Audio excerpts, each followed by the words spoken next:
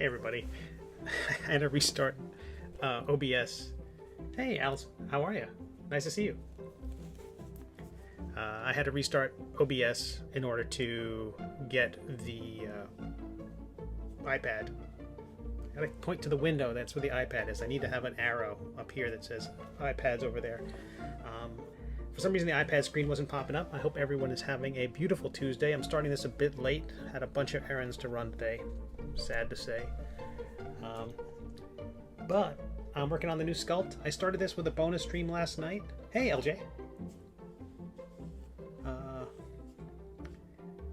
Want to see Nomad in action. Well, this was just yesterday. I had a bonus stream which ran from about like 7:30 to 8:30, which was amazing because David Peterson raided on Twitch and just sent so many people over. That was amazing. Because currently I'm on Twitch, and apparently if you don't have a lot of viewers, active viewers at any given moment on Twitch, it kind of buries you in their system. So, oh, let me put the chat up. Today's music selection is a little bit different. It is a music that was kind of inspired by the Great British Baking Show. So something a little peppier because I'm in this program, and it needs all the energy in the world. I can show you the previous one. That is the STL file. So this is sort of the, I went in there, I thought it was done. I went in there and noticed a weird part where the chainmail was poking out, because that's an extrusion. It was poking out of the glove in a spot. I had this turntable view of the model, and as it rotated, I was like, whoa, what's that? And so I went in there and fixed it and went through all the hoops to redo this. So this is all a single object now. I have sent this to a vendor to make a 3D print of. Maybe by next week. I'll let you know how it turns out. And I'm going to be making this available to all my Patreon supporters to download the STL. I know if you have one of those filament printers, these and other jutting out bits will be a bear, but I figured giving the model is great. And then once I have a Kickstarter, I'm going to make miniatures because I don't have a 3D printer, but if I can find a vendor who can make really pretty, that'd be great. And this is low res. I had to bring the resolution down just so they could print it nice and small. I mean, there's a lot of detail that will be lost, but there's a higher version which they can make a larger model from. That should be great. Hey Saint Nick, how are you? Oh yeah, if you can the more on Twitch the merrier. I'm happy to have people on YouTube. I like the idea that I can have a conversation across both platforms, but Twitch is I just saw a video on YouTube, of course, saying that Twitch used to be a place where you could be organically discovered quite a bit easier, but now the way to grow your audience on Twitch is to have an audience elsewhere. So you have to build your audience elsewhere? The whole point with Twitch was to reach different people. If I'm bringing them over, then I'm not reaching different people. So, I don't know. Anywho, that was the previous model. Super happy with it. And it became the starting point for the new one, which is Melvwyn. So I worked on this a bit yesterday. I'm going to throw out a lot of what you see here. And because I'm a digital pack rat, I'm going to make a copy. And we will call it Melvin for realsies. That should be Melvwyn. Where's the V?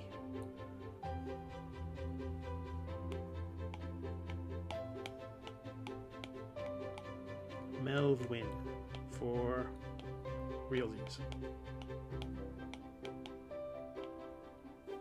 Okay. Now I've drawn a reference image. I spent a little time earlier today concocting a better pose for the... It might be a little large. I'm going to scale it down just a skosh. That background image stays fixed in the background while you're working on top of it. And so, let me hide that. So roughly something like that. I kind of liked where Melvwyn was going. This is mostly for me to figure out how this whole thing's going to come together. In the end, I really like his face. I like the cheekbones. I like the smile, because it's really, you really want to show the smile behind the mustache and all that stuff. But his eyebrows are too wide. He's got fluffy, short, poofy eyebrows, not wide. I want an early design. YouTube and Twitch instant, fantastic. Okay, so let's get to it. I'm also going to redo the hair, and I also decided to draw the back of the figure, just to kind of help. I want to make sure he's got a rump, and show the collar in the back, which you rarely ever see because it's hidden behind the beard. And of course, the hat and the cuffs will have stars and moons. Initially, he had stars and moons everywhere, but I knew that even that was going to be so much work. If the hat and the cuffs have it, that's plenty. You can also see that I've drawn the legs underneath the robe, so I can kind of have a sense as to where they're going to sit. But I think this will be fun. All right. STL will be available if you're interested in downloading the STL of Sir Quip, which I think I have here. This might be a previous STL, and you can see way back there behind the glove, there's that nodule. I know it's a minor thing, but it's behind both gloves. The scale mail pattern that I had put in there kind of extends into the glove. It's not like I've drawn the hands and put the gloves on top, but I've definitely drawn the forearm and put that pattern, that scale pattern underneath the, it's on the forearm, and so when it extruded out there, and I didn't notice till the 11th hour. I put him on the platform here so I can design Melvwyn to fit properly in scale alongside Quimp. So he's there, should I need him. Alright, let's get rid of this beard and start over on that. I'll leave the hair for now, but I'm super excited when I take a break in a little while. The 5-minute break will now show guest and fan art. It's a whole slideshow, so hopefully it'll be awesome and way more interesting to look at than just text that says I'll be right back. Okay, let's get to it. Good beard. It's very early in the process. Let's just be cowardly and hide it. Oh, I had kind of started creating the basic shapes of things, like legs, and I brought in Quimp's boots in order to have a sense of scale, but I don't want any of that stuff. Just me roughly putting in pieces and seeing how things might fit together. So I'm going to delete all that.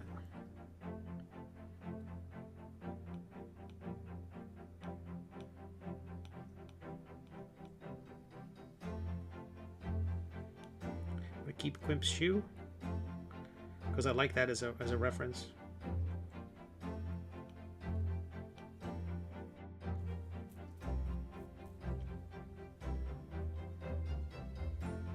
Okay, let's create a new sphere, and this sphere is going to be the basis of our beard.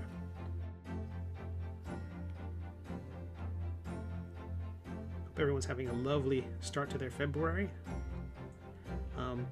There's one other thing I want to do with Melvwyn's head while I'm here. Let's take care of this first.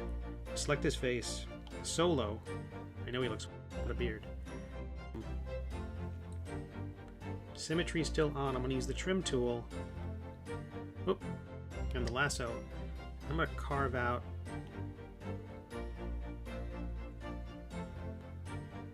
because cartoon-wise, that's kind of how his shape is designed. It's meant to be this kind of I don't think there's a name for it, but it comes to a bit of a point, maybe not that much, but and I know it's different. As soon as I turn it into a 3D model, I have to figure out things that I've never thought of before. Okay, so I'm going to smooth out some of these extra bits I added. Once I had the mustache, that rough mustache in place, I wanted to draw, I kind of added layers to the cheekbones because I really wanted the smile to come through behind the mustache. And with that in place, now I'm just smooth things out. that smoothing things out adds a lot of polygons. Let's see if it does. Okay, maybe it doesn't. This is seeing the mesh of it all. Interesting. What does that? So what it's trying to do is try to flatten everything. What I'm going to do is go to Voxel Remesh, and that remeshes, and that kind of evens out the mesh across everything. You see how that plane that I had cut off had really few facets. This evenly distributes the facets around the whole thing and gives me more to work with, so that when I start to smooth it, things will get smoother a little bit faster. It's not quite so uphill a battle.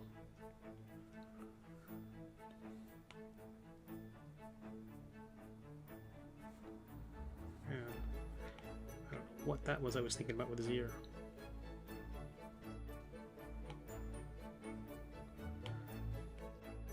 And I still have symmetry on, so as I draw on one side, it's on the other as well.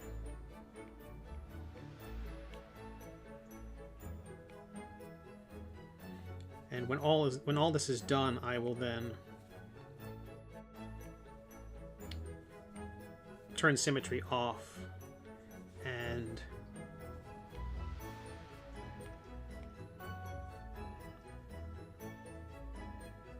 I'll turn symmetry off and then raise one eyebrow, and make it less symmetrical, because it's that kind of symmetry is boring. And also I'll do things like add forehead wrinkles and a few pieces on the face. I was going to start this face over, but what I had done was, when I was dragging the brow down to kind of create this kind of, I don't know if I can show it, how I would show that, how the brow comes down. As I did that, it kind of tugged the eye, it tugged the corners of the eyes a little bit, creating a, I don't know, I like that shape a lot. I'm not sure if it's naturalistic or not, but I really like the shape. It hints at his age. He might look a little sad, but I think his smile, and when I change the face at the end, when I turn symmetry off, will address that. Okay, turning off solo to bring everything back. Let's start with these eyebrows. I'm gonna hide. I don't like them. I'm gonna do new eyebrows. And again, like short, poofy, cotton ball, but with some character eyebrows. I do this the way I did yesterday. Just figuring this out, because Quimp barely has any hair at all, so I had no experience. Again, I've been using this program less than a month, so I'm going to select Melvwyn the Magnificent's face, hit the mask button, nice small brush, and I'm going to brush in eyebrows.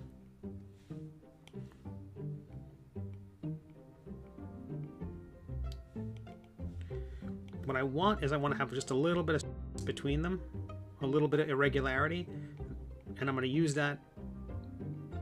I'm going to end up doing a lot of work to these anyway, so I don't mind if it's loose and rough.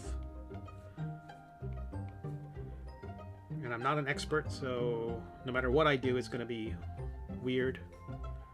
Turn off his hair for a moment. It's getting in the way of me seeing my drawing.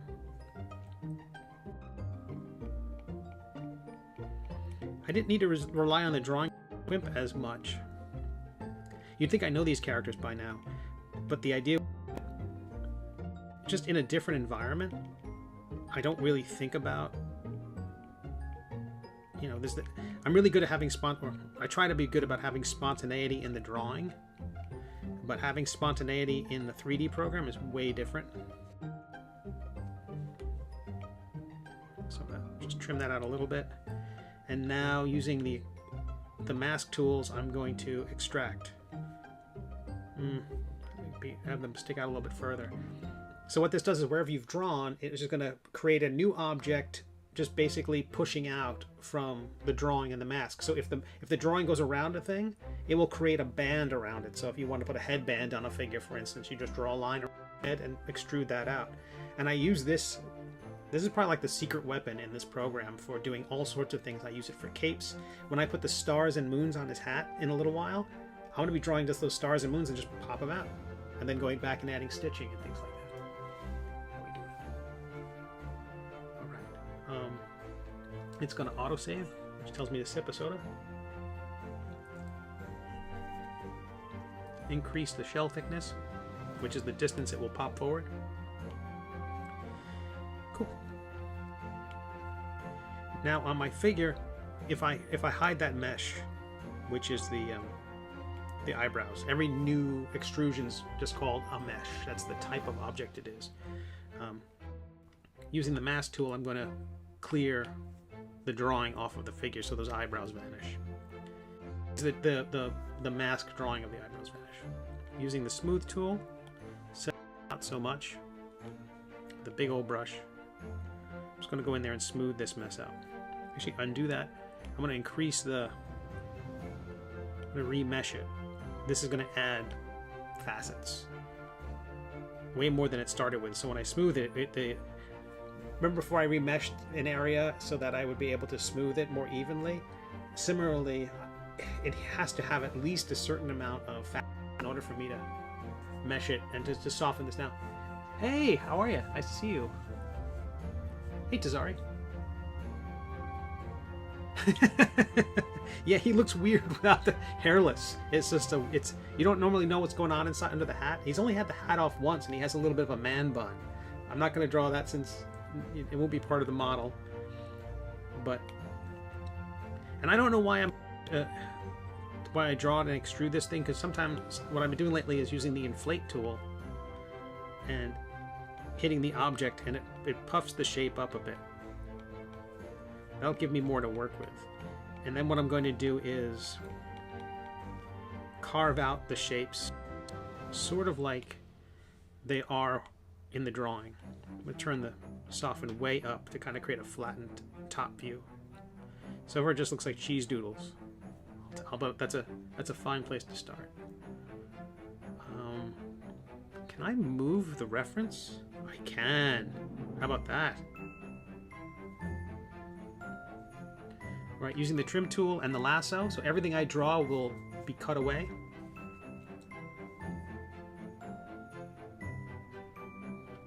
I'm going to cut out those scallopy type shapes for the eyebrow. A new episode of The Middle Age was posted yesterday, and later today the STL file for the Sir Quimp figure will be available for all my Patreon supporters. If you're not a Patreon supporter and you do want the STL file, that will be available probably as part of a Kickstarter later on. And I'm going to, for those of us, that's how my brain's supposed to work.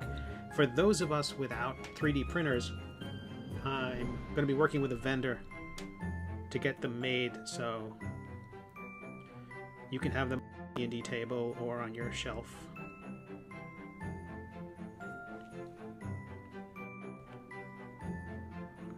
Placed an order with one 3D printing artist. I like their work, and they're an indie thing, which I'm a fan of. And they, I'm just going to start this out. I might start creating these out of cubes and then just carving away, or spheres or something like that. Maybe starting with the drawing is the wrong way, but live and learn.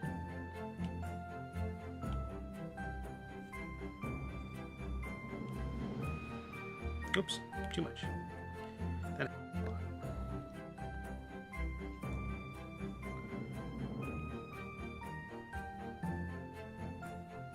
So I'm hoping that by next week or so, I'll receive my first 3D print of Sir Quimp, which would be great. And if that vendor's any good, fingers crossed, you know, maybe they'll be able to produce more that I could resell.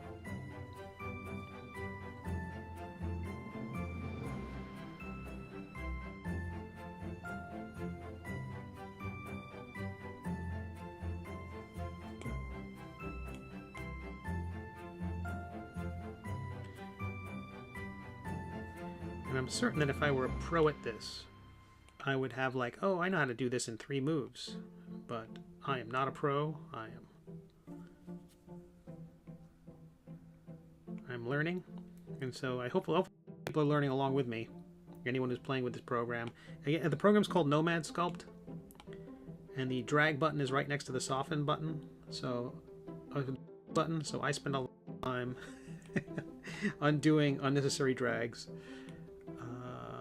remesh. Anytime I find that smoothing is being stubborn, it's not doing what I want, I remesh. Because I figure I'm fighting the geometry. Okay, is that roughly the shape? So they released Central Florida Comic-Con dates for next year. Are you going to be a vendor again? I would love to. I would love to. They treated me very well. I was only able to be there one day last year, but hopefully if the dates work, I would love to be there again.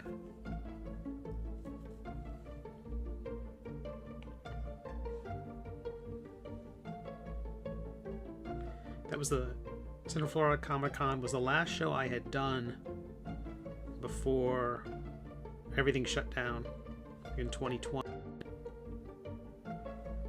And I was happy to see it back.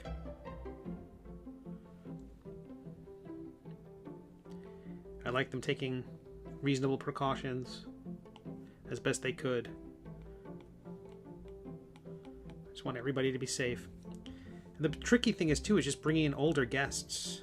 I don't know if I qualify yet, but you know, there are some older guests who are going to Baltimore Comic-Con last year, and I'm like, they canceled at the end, and I'm like, I'm kind of glad they did. You know, I'd love to meet them. I'd love to see them. I want them to be safe. Okay, cool. That's our basic shape for our eyebrow. Now I'm going to use that. The crease tool, you know, is like basically running your fingernail through the mold. Like that. But like most of the tools in this program, there's that little button right... I need something darker back behind me. That sub button, which was... it inverts the function. So instead of making a crease, it's going to pinch up and create a positive shape. And I've been using that for creating cool pointy bits. I think that's the technical term.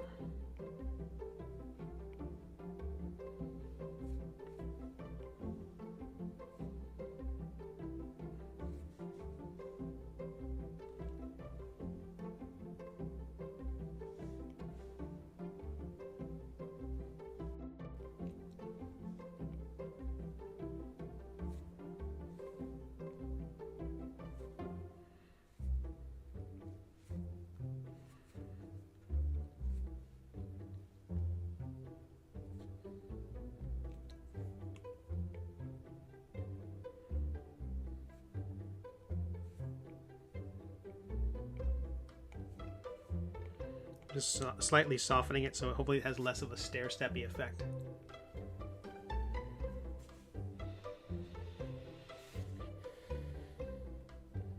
And that is ridiculous, which is what I'm going for. Voot. Again, if you're using the program, if you turn off, I had this whole thing in one of my early videos when I used this program, and I was thinking about it the way I would work in Illustrator with very complicated objects.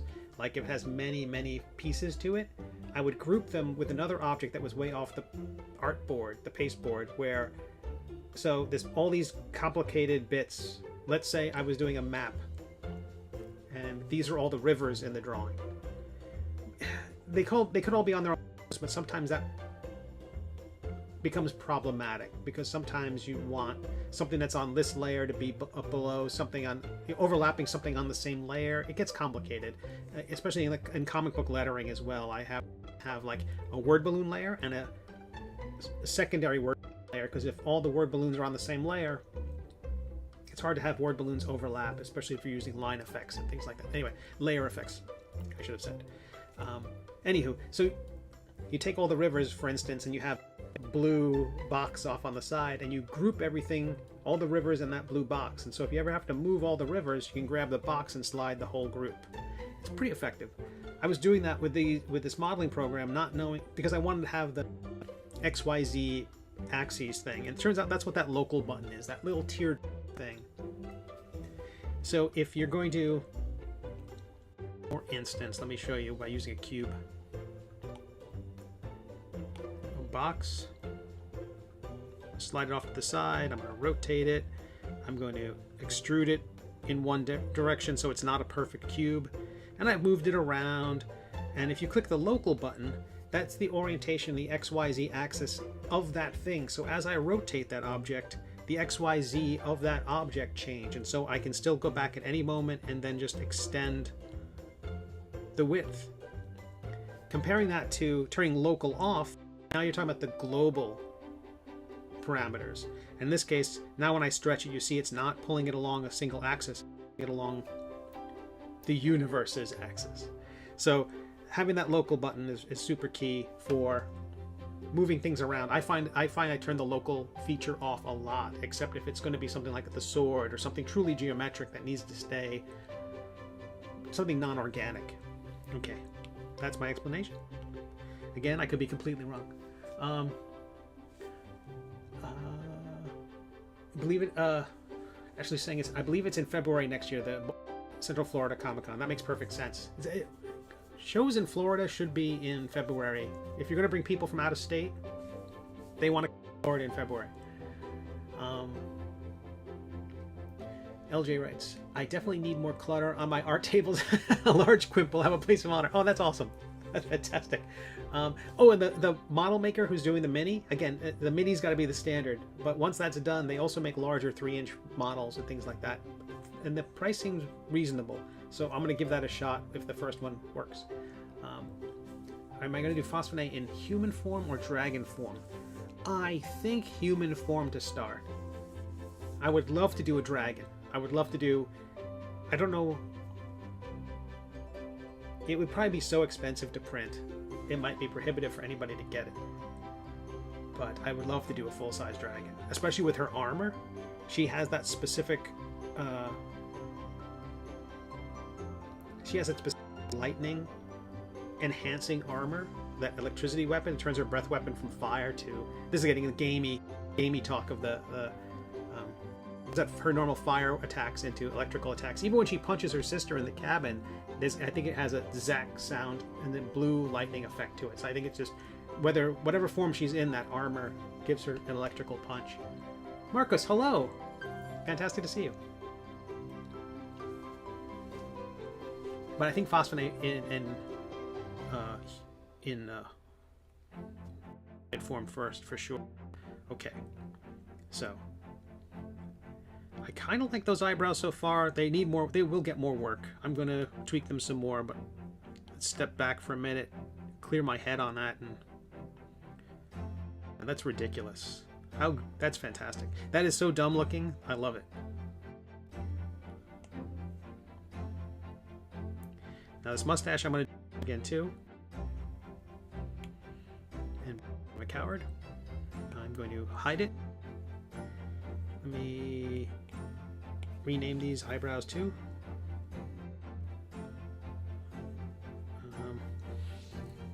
Okay, let's say I don't extrude it from the shape and create a mesh from the get-go. Can I create it from a sphere and then cut the pieces up?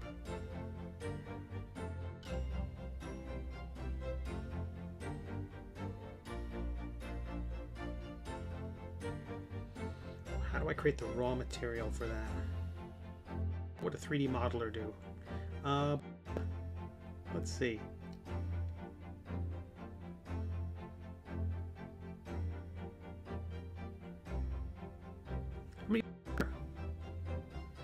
I like spheres. I'm gonna hide the large beard sphere. Let me get the mustache right before I do anything else. So we're gonna create a new sphere, a new primitive.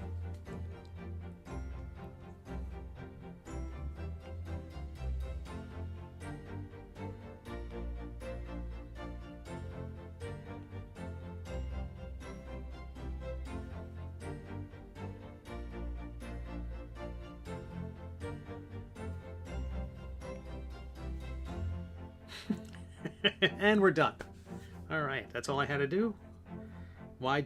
He could have looked like that. I could have designed the character to look like that. That would have made my life a lot easier. Okay. Let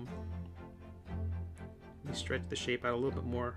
We'll have more to work with. I'm going to validate that and then increase the mesh. And now turn the tree on. So let's see if this is working the way I want. Draw a crease on one side. Good. So what I do on one side will appear on the other. That's what.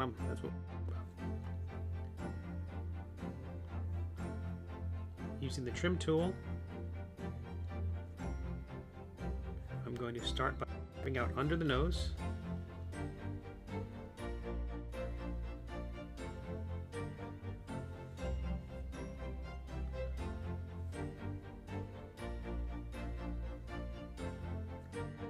There was a cartoon I was watching recently.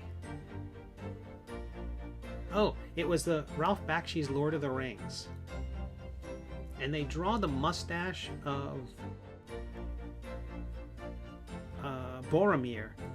And the mustache starts in the nose and comes out. It looks like his mustache is mostly just this lush nose hair. It really is awful. I don't know why a bunch of comics and cartoons tend to do that. I think it's awful. It doesn't look right, and it doesn't look like it would save time. I understand drawing one less finger on the hand is like a time saver, but having the, not drawing nostrils, that doesn't seem like a time saver to me.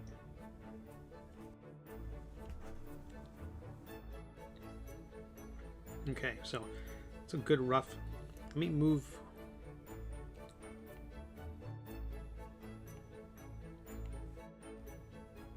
This is ridiculous. He currently has a biscotti under his nose. Not the effect I was for.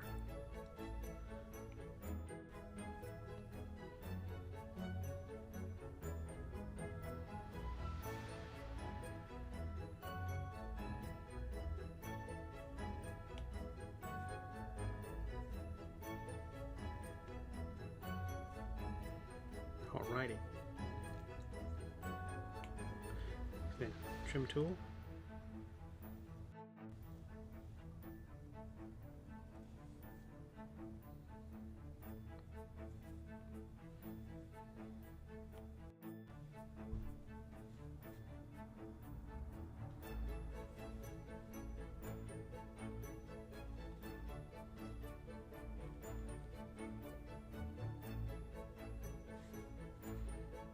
I get all quiet when I start getting into the don't want to mess it up.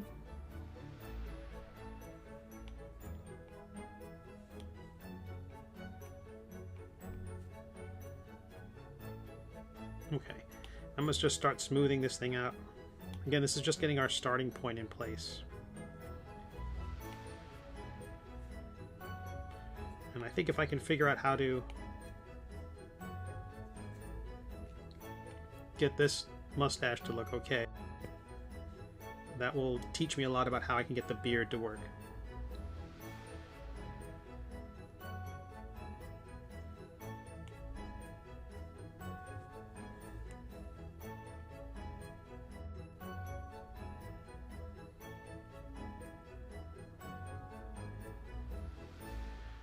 I use the inflate tool to just increase the volume of what I'm working with a little bit here.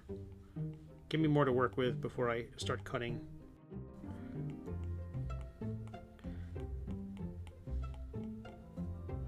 Now this really just plumps the whole thing out in a way that is not smooth.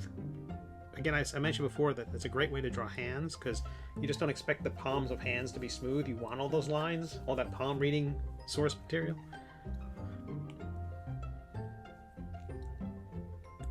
His mustache is way fluffier in the drawing right there. Like it's taller. I might have to move his mouth down a bit to can I do this? Use a bigger brush with the drag tool.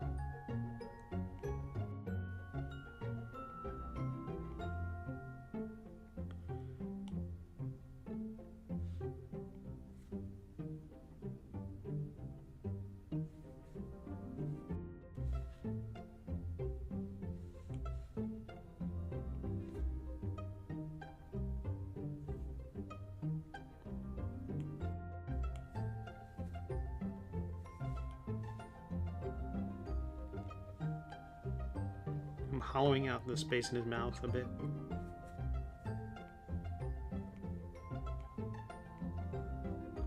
No one will see any of that. That's going to be covered with teeth, but I figured...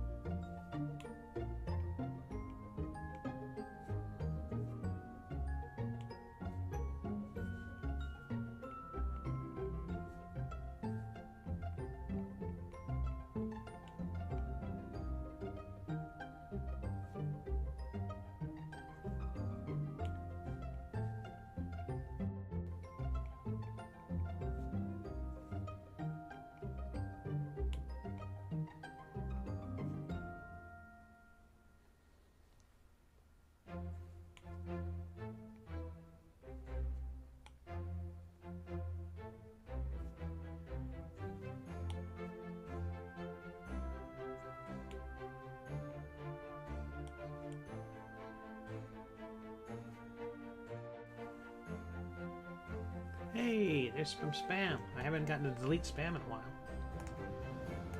How do I do that? I click on that, block the user on the YouTube, and then I add to block list in Restream chat.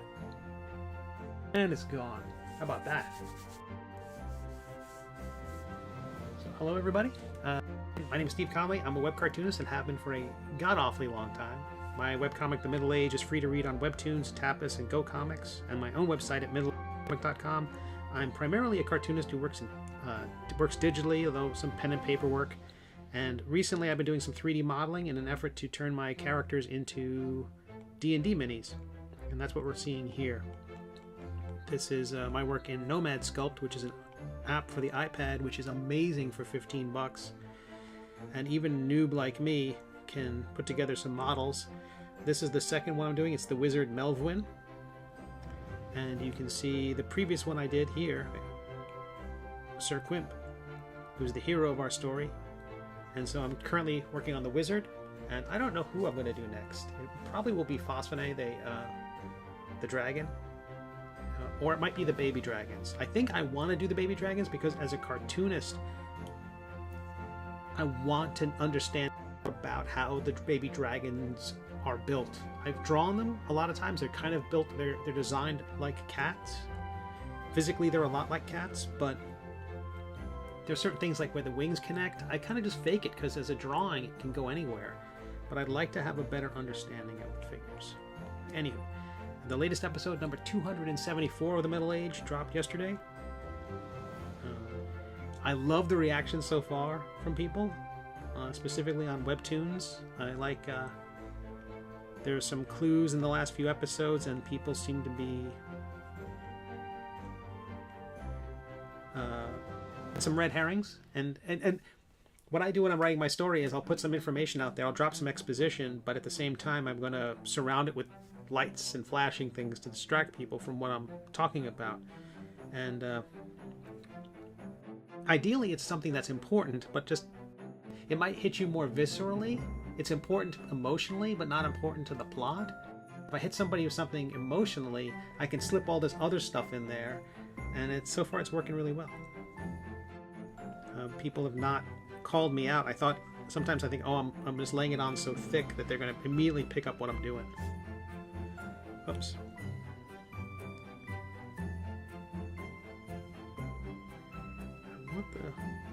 Actually, I gotta puff this mustache up some more because I need it to be larger so I can carve the shapes out.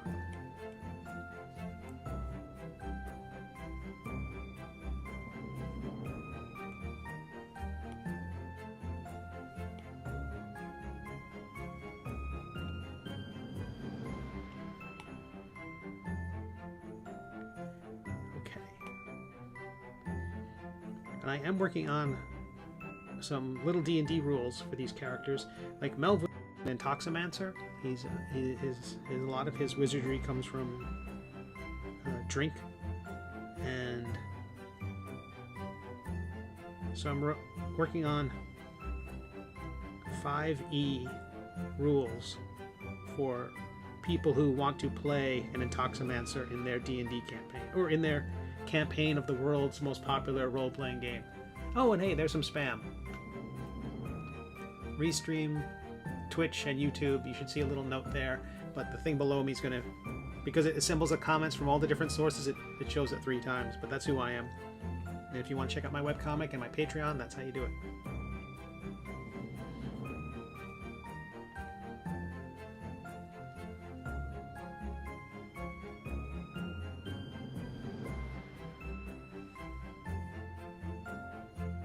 All right, that's way better. We're getting there. We're getting there. I'm just going to carve at this angle. That's going to hopefully create kind of a nice softness that I can then take advantage of.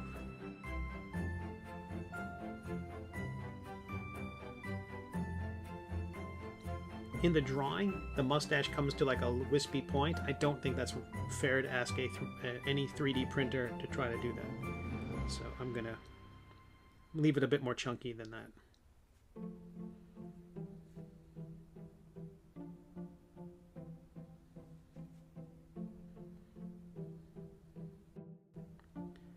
Fantastic. I like that. That's like a good rough shape of what his mustache should be. Oh, I'm going to autosave, which is telling me to drink more coffee.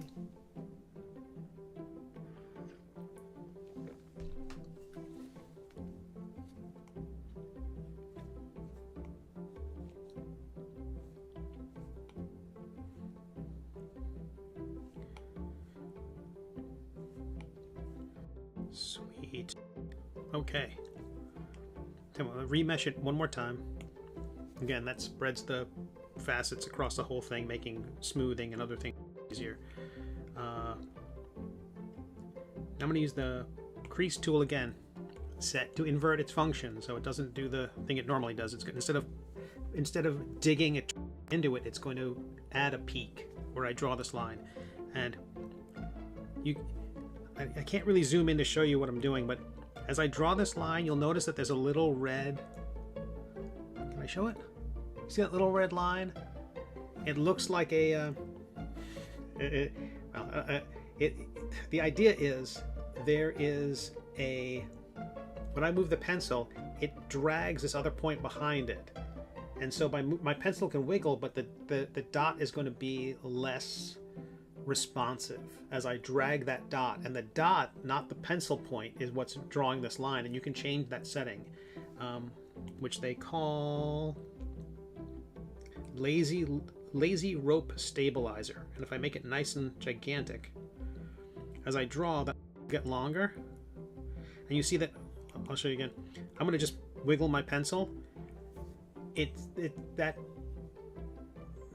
tether softens the effect, so you can draw a smoother line without having to rely on your own heartbeat messing it up. I find that having that stabilizer around, in 10 to 20 is just enough for me to still have control over it, and helps create nice smooth swoops.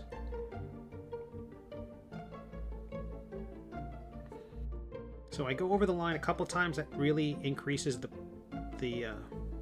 peak. But what that will do is, you can see here in looking at the mesh, what it's doing is it's trying to create these peaks, but it only has so many pixels, facets to work with.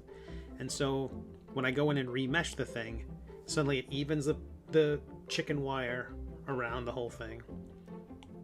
And that will let me smooth things out.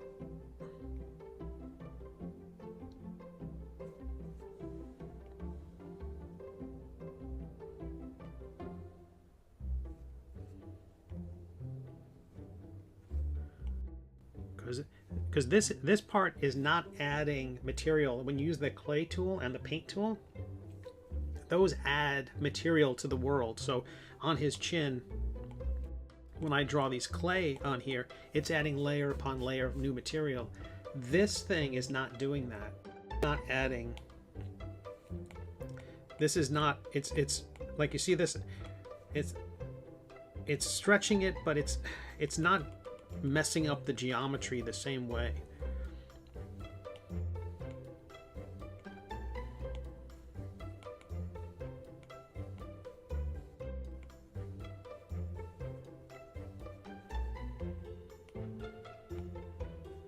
Again, the models I love are the ones from Disney Infinity, that game that was out a few years ago. Those models are chunky and awesome.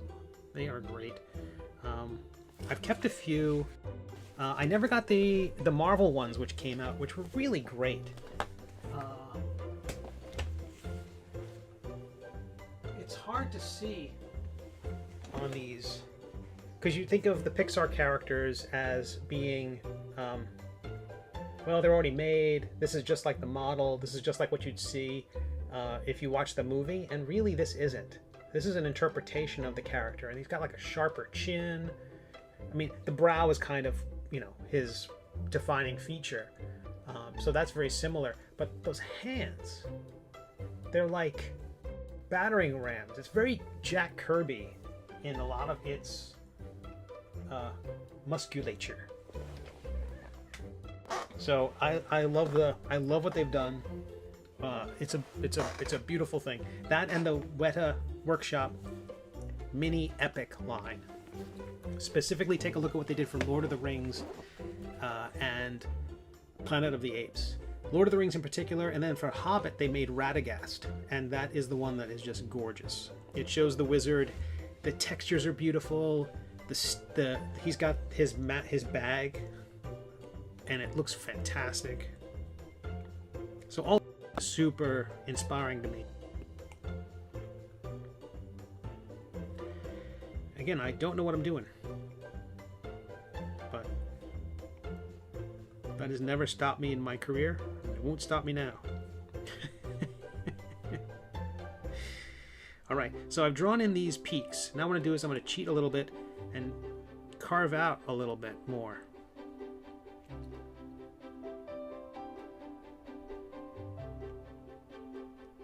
Kind of trying to come up peak. Maybe add a few more. And the cool thing about this clay, it's just like undo in the drawing programs. You can just, if you don't like it, you just undo it. You add more clay. You grab the drag tool and pull more stuff out. Now I am going to curl the edges of the mustache a bit.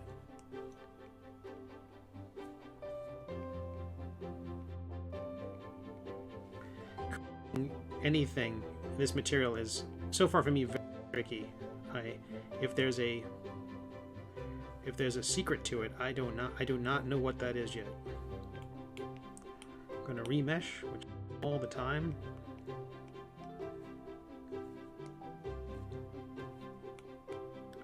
Again, I don't want it to be too wispy, and smoothing the end of something that will taper it a lot, and that could be a nightmare for anybody who tries to print this later on, even professionally. So I'm using the inflate tool to go in there and just add some thickness, because I can always trim the excess part out. Like if I go over, I don't like the way something's sticking out.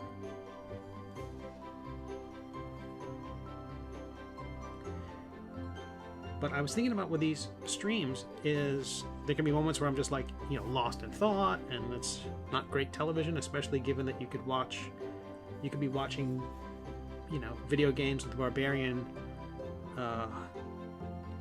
peak physical specimens hitting each other with battle axes, and watching a middle-aged dude learn a drawing program. It's kind of the opposite of that.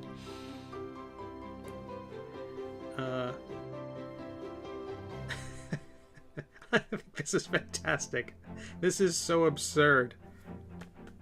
But I'm thinking about having some top. So like talking about my favorite artists, and I think that's going to be an easy one to do because there's so many artists who's love. Thought I'd start with a guy named Mike Waringo. He was a cartoonist who passed away way too young. Whose family has lent his name to the Ringo Awards. And Mike Waringo was a artist in the... I'm going to turn this creasing to it. Legitimately just actually crease. I want to have the middle of the mustache have a dividing line in it. And I think I'm going to draw a crease within each one of those sections of the mustache. So as each one of these layers of meringue have kind of if you were looking at it sideways or sticking up, like put a valley between each one of the peaks. But Mike Wieringo was mostly known in North American comics, comic books specifically. I don't know if he ever dabbled with webcomics, but his work is beautiful. It is, oh, I did that wrong. I'll turn that back. His work, he worked on Fantastic Four, Spider-Man, a lot of Marvel stuff. He had I think he came to attention for a lot of people with his work on Flash and Kid Flash for comics. He was an artist whose work really combined like American comic book sensibility and manga in a way, or maybe it was animation influenced. The characters had bigger eyes. The lines were smoother. Like Chris Sprouse is another American cartoonist whose work is beautiful, and Ringo and he seem to have that same kind of, I don't know, smoothness, a sculpted quality to the figures, where it didn't look, there's an aggression that a lot of American comics have. Kirby brings this kind of fighting style to drawing, like all the line looks like a challenge. Like, this is one line you won't cross, this is another line you won't cross, this is a line you won't cross. Ringo's work's inviting. Those lines are smoother, prettier, sensitive, and his work is really appealing to me. There's a collection, I think from Tomorrow's published it. They have a Modern Masters series, I think it's called. Let me see if I can turn around and find it. But it's a collection showcasing a lot of his work. I recently redid everything. That side of my office is now all like fulfillment stuff, like boxes and copies of books and stickers and pins. And so when somebody orders something, I can just put stuff together. But it's forced me to redo everything else. Heavens, it's not leaping out at me. But oh, I do show you though. It was the first piece of artwork I put up.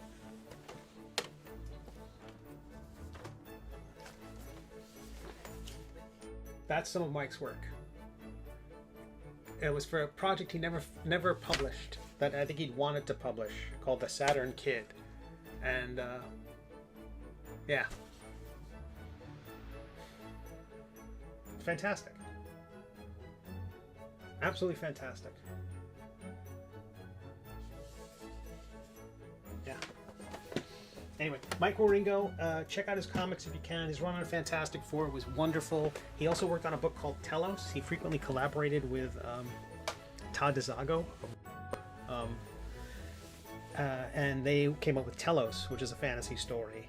And gorgeous. Just gorgeous. So his work is lovely. If you get a chance to check out somebody's work, Mike Wieringo is the guy to check out. And his work, his name was lent to the Ringo Awards. And I have been honored to have received quite a number of Ringo Award nominations for webcomics. And highest honor.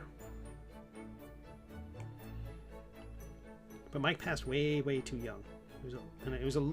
And weirdly, he was a lovely guy. Lovely guy. Just so nice. A lot of the look of my comic page owes a huge debt to Mike. There was a online forum that I belong to with a number of other cartoonists, and I don't know, and I was drawing a webcomic about paintball, of all things.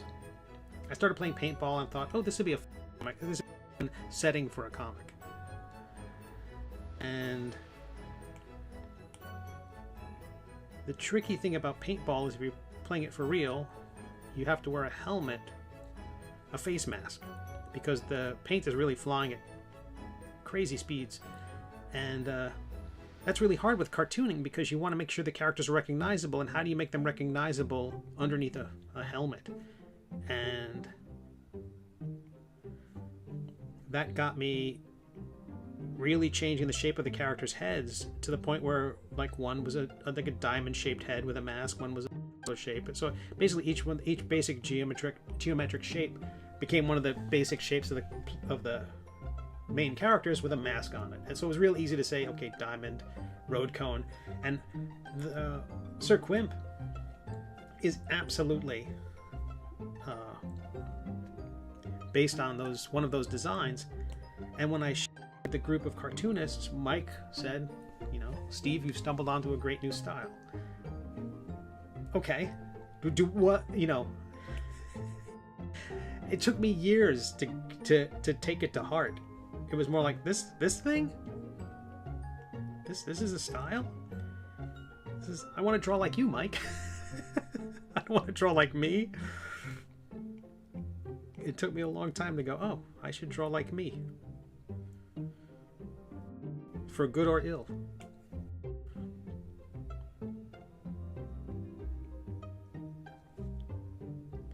Alright, I don't think I can belabor that anymore, but I do want to make it fluffier. Right now it's maybe a little too swoopy. I think I got carried away, but I don't hate it. So let's get to the beard. I'm going to start with a sphere. Well, that was great to actually start that with an oval. So let's call that mustache 2.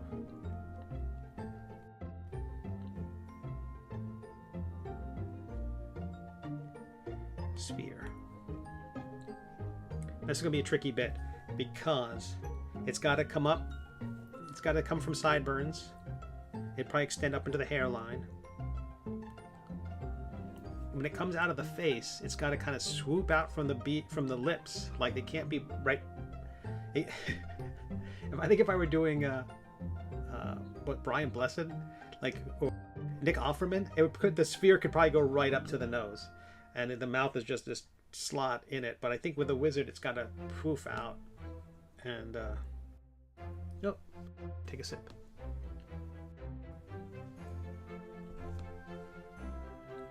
Okay, so I'm going to validate the thing. Whenever you create a new primitive, box, sphere, cylinder, it starts off as you have other abilities and things you can do to the thing. Like for a cylinder, you can hollow it out so it becomes a tube. But you can't mold it until while you have the option to still add those, hollow it out. You can't do all the other things like adding paint to it, adding clay to it, or molding it, or cutting it, or shaping it. When it's in that primitive form, there's only so many things you could do with it. But there are certain things you can only do with it while it's a primitive. So the first thing you have to do is validate it, turn it from primitive to a more complex mesh. Then I remesh it to give myself more to work with. For all I know, there's a way to set the default number of... Okay, that's wrong. Grab I'm using the drag tool.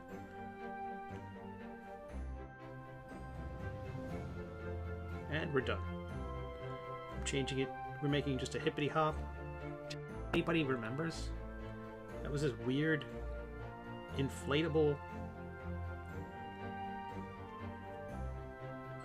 toy. It's wrong to call it a mode of transportation, but imagine like an air-filled, I don't know how you would describe it. It was basically this inflatable thing that you'd sit on. It had a handle, and you'd bounce around the street or your yard holding onto the handle and bounce around. The 70s and 80s were a crazy time. We didn't have much. Hoop and stick.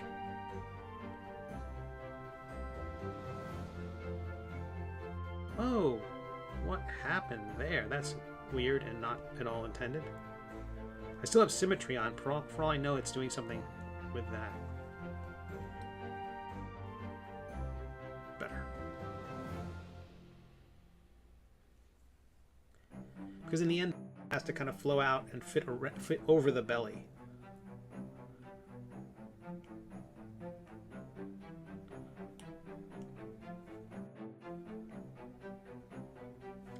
cat keeps visiting. I think he wants to jump on my lap, but there's this terrible iPad in the way.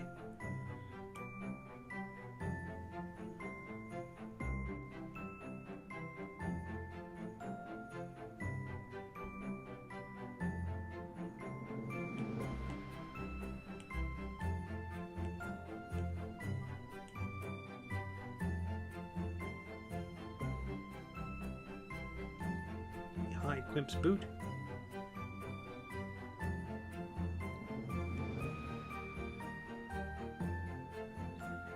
We increase the scale of this guy.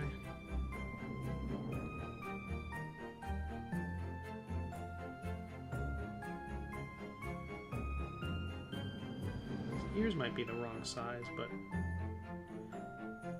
make them a little bit smaller.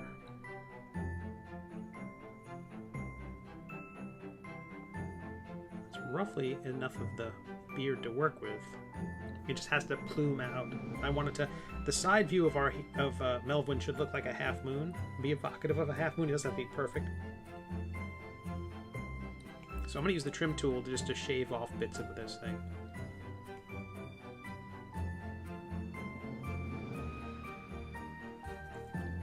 I can always reinflate it later to get more out of it. I feel the beard has to shape to the face as it comes out, like it's a continuation of the face. This doesn't feel right at the moment.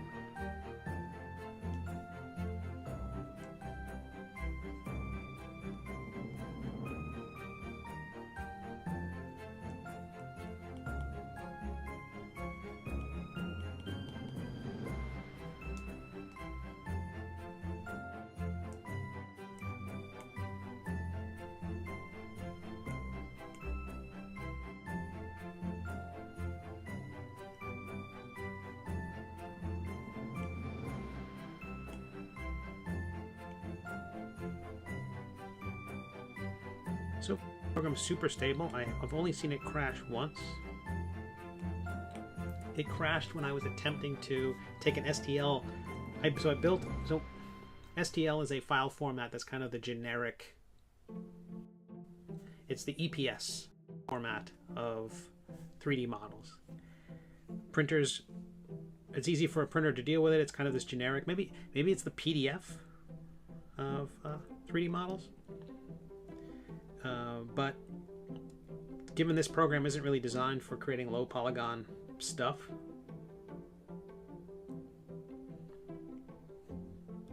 I'm going to bring out the beard.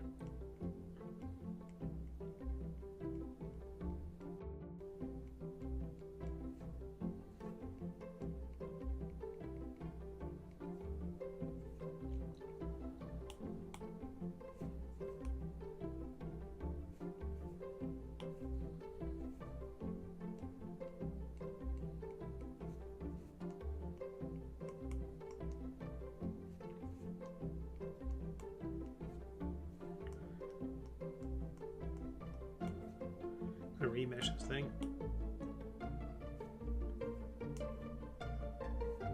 Oh, it's created a hole. Let's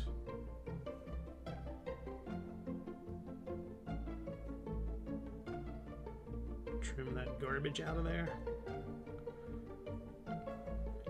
Just hit the solo button just to see only the thing you're working on at any given moment. Using the inflate tool to kind of fill this area in.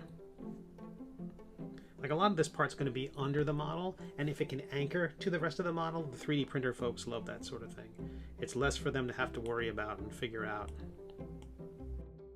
When I did the lacing on the side of Quimp's outfit, I ended up just making them discs and just sliding them in, and I flattened the disc, so it was a very a very flat disc, and so the part that's only sticking out looks like it's a bit of lacing, but it's only the part of the disc you can see. And so I did that a lot for creating these shapes. Again, it's if there were a gap, if there were true lace and there was a gap between lace and the body of our hero, that would just be one more thing that the printer would be trying to figure out. How do I fill in the space? Do I leave it empty? Can the lace just fall off? you know, it just gets really complicated. Whereas if you, it kind of looks cooler when it's chunky. So just using a disc ended up being so much better. So again, unfortunately, I never got to show Mike Waringo the Middle Age. I wish I could have. I like to think he would have liked it. Killed to have gotten a pin-up from him. Pure selfishness on that part there.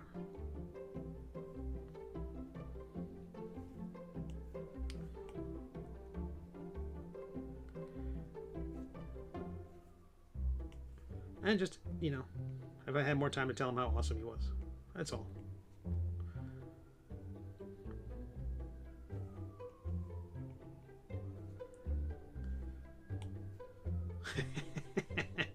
All right, we're getting there. You can see I added a bunch of, with the clay tool, I just added a bunch of clay to fill in the beard. That way it still feels like it's going around his face, but it is pluming into that magnificent beard. Let me hide the mustache. I'm going to build the beard. Well, no, I'm going to keep them. I think I have to bring the beard in, and just the way I wish my beard would grow. So it just comes in a little bit more. So I'm going to bring it in like under the cheekbone a bit.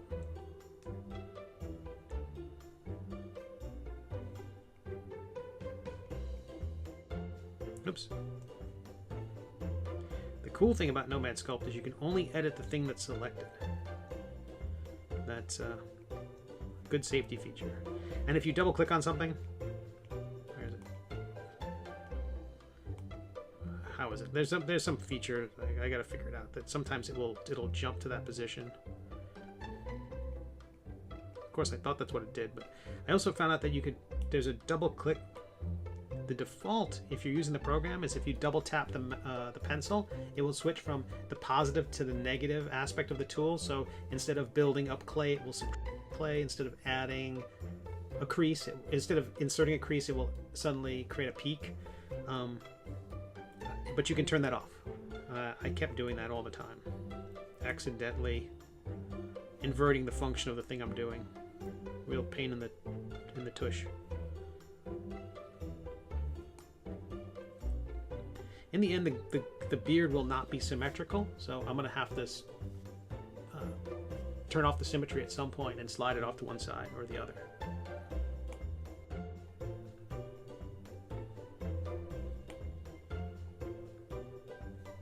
But everyone's having a beautiful start to their February. Hope you're warm. I'm going to remesh this. Every time I start hitting a wall in terms of smoothing, it's not smoothing the way I want. Just remesh, start over again. I know it can fuzz out other parts of the thing, but right now I'm mostly just trying to get the basic shape in, and then I can go in and add all the fun stuff like a mustache. And I still think that mustache is going to need more. It's too classy right now, and he's not that classy a wizard.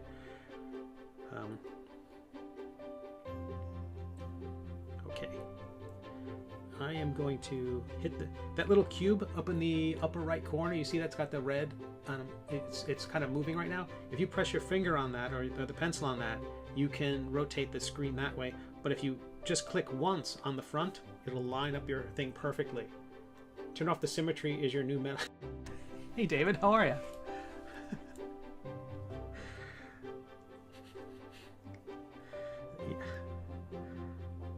Well, I'm going to use the trim tool.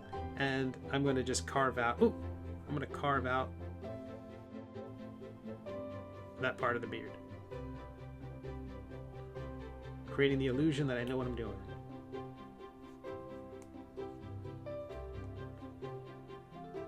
How about that?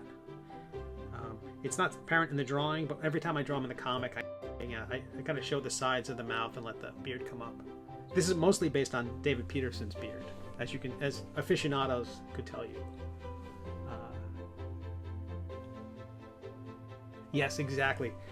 I kind of, when I was drawing those peaks, it was like very refined. Like if this were his artisanal brother, his French brother, Melvwyn. Yeah, I want it to be more ragged, but it got away from me. So I like it, but I'm going to ruin it by adding a lot more poof. But I just kind of was like, I can't believe this is coming out looking so nice. Not like the character, but nice. Okay, so... And since yesterday, I drew a new reference.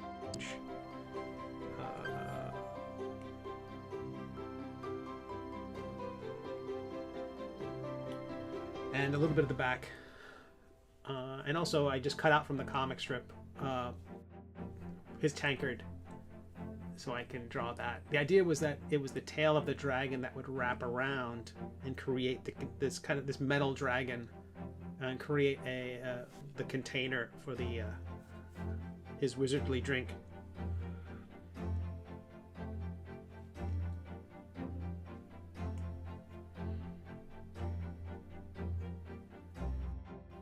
All right, a bit more poof using the inflate tool.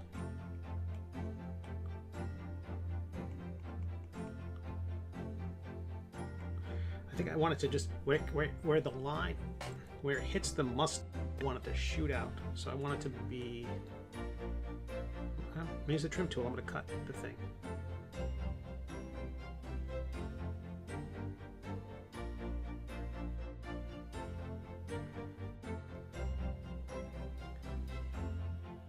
Billows.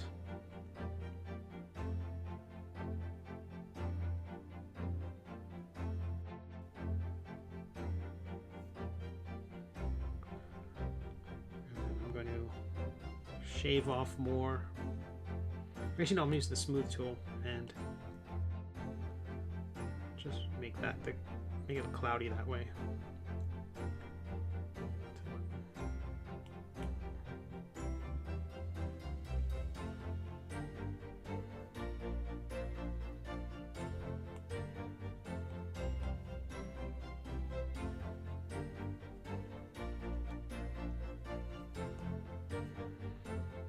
Sweet.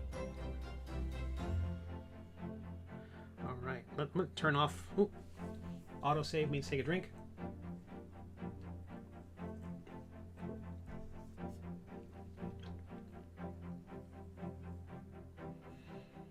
Yeah, the shape is way wrong. This needs to, I don't know. I still want to have the pointy in the mustache. I just want them to be further.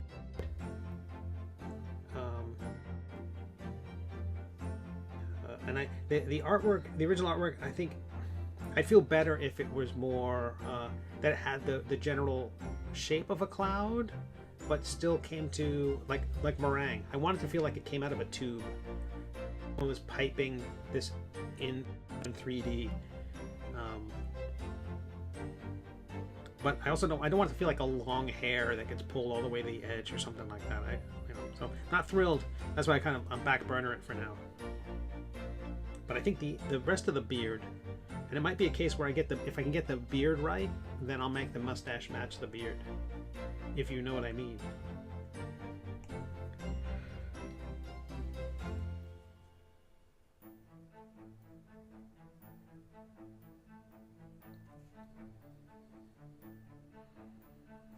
Okay, so I was really kind of almost happy with what I did yesterday.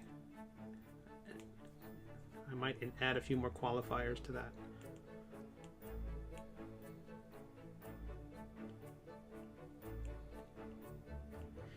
This is the way the beard ended up yesterday.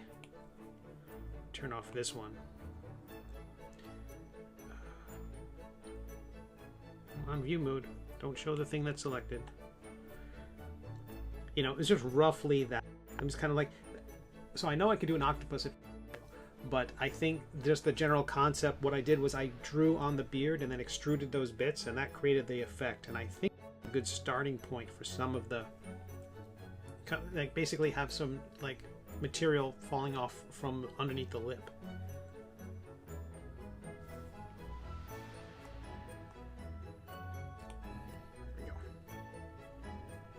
So I'm going to use the... I'm going to turn off symmetry now. Now I'm going to break the beard and just rotate it to one side. Actually, I think I'm going to have him left-handed. I'm going to have to flip this reference artwork. Drag tool.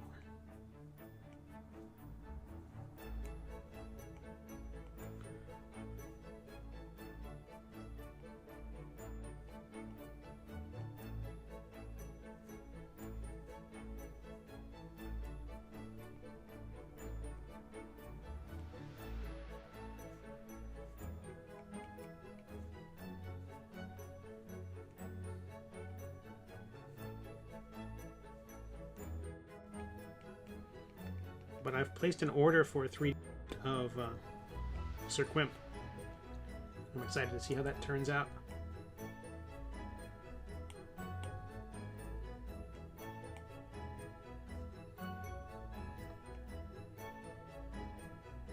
I will likely do an unboxing. How about that?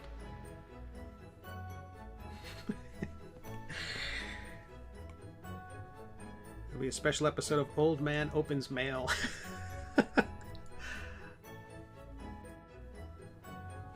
Metal Dragon is the band that put out the album Turn Off the Symmetry. I will make a t-shirt.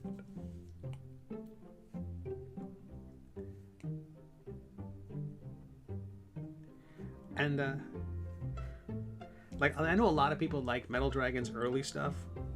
I like the later stuff.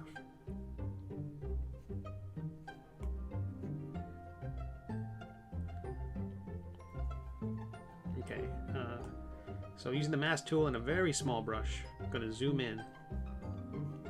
I'm going to mess this thing up.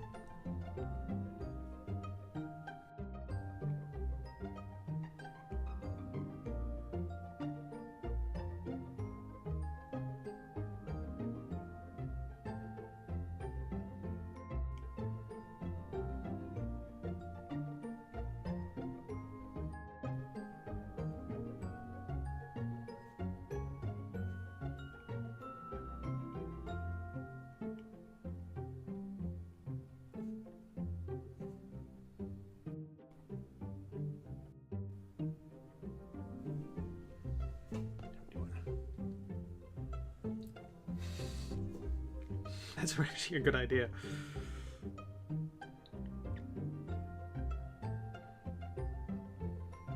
And I need to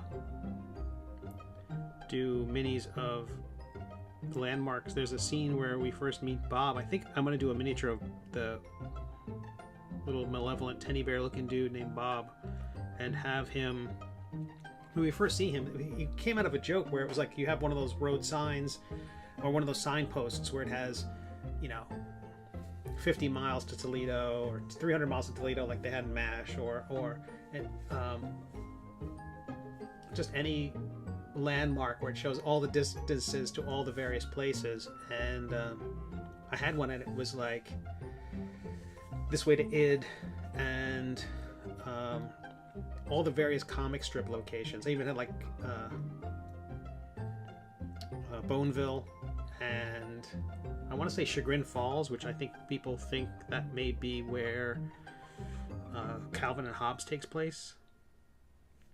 I'm going to increase the voxel mesh so I have more pixels to work with. So I think if I do a figure of Bob, I want to put him in that environment. He's also a very small figure compared to the others. In D&D terms, he would be tiny.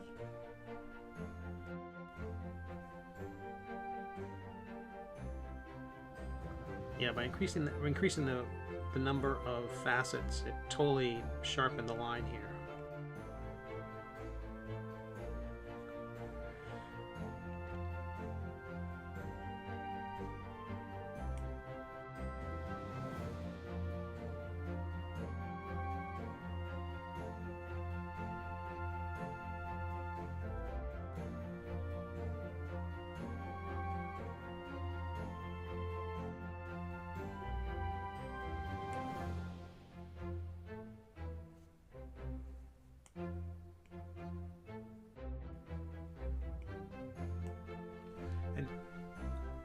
Oh yeah, yeah, it is a real place.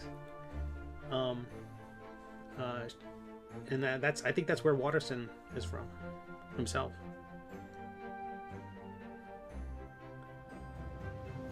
It might even be cartoonist from there.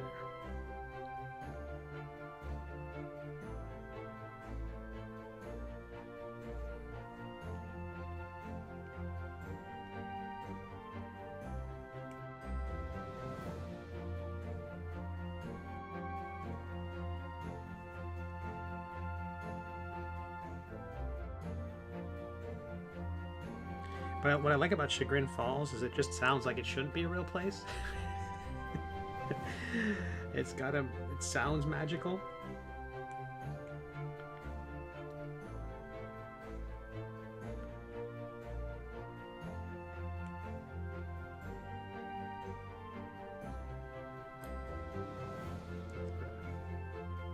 The main character from, or at least it sounds almost sarcastic. Like the main character from Catch-22 hails from Chagrin Falls. Have no idea if this is going to work.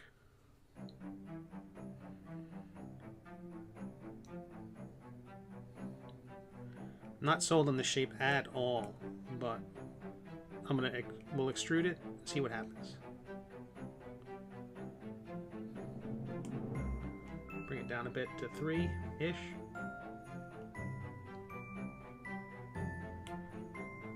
Remesh something usable. Smooth.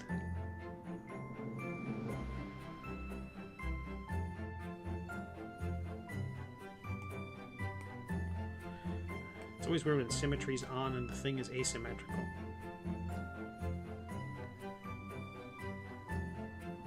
Like wistful vista. Yeah, exactly. Oh yeah, right. Like yeah, you could see Lake Wobegon next to you go past Chagrin Falls and you're in Lake Wobegon.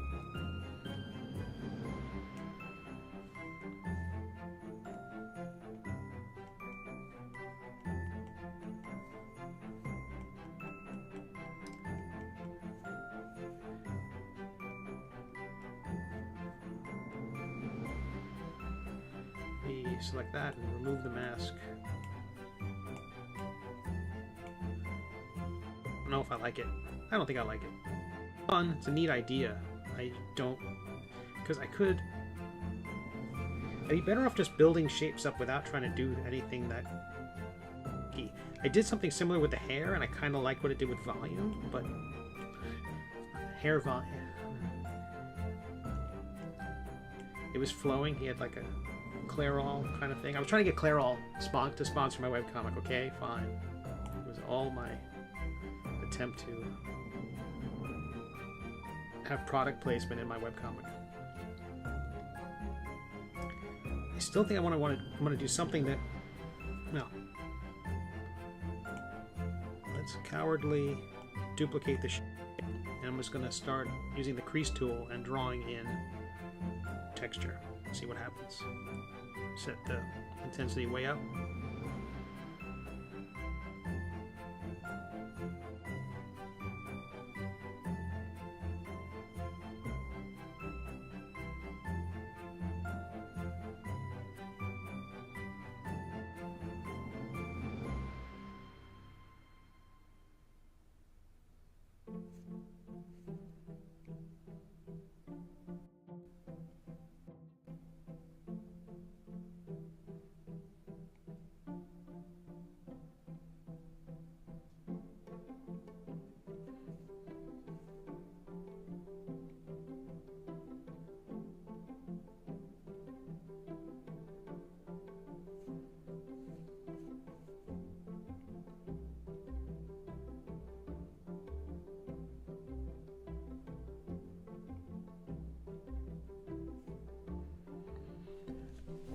Am I going to add knots? No, not for this one. I did think about having a version where I kind of have objects protruding. Like you could have like a hint of a potion sticking out of his beard.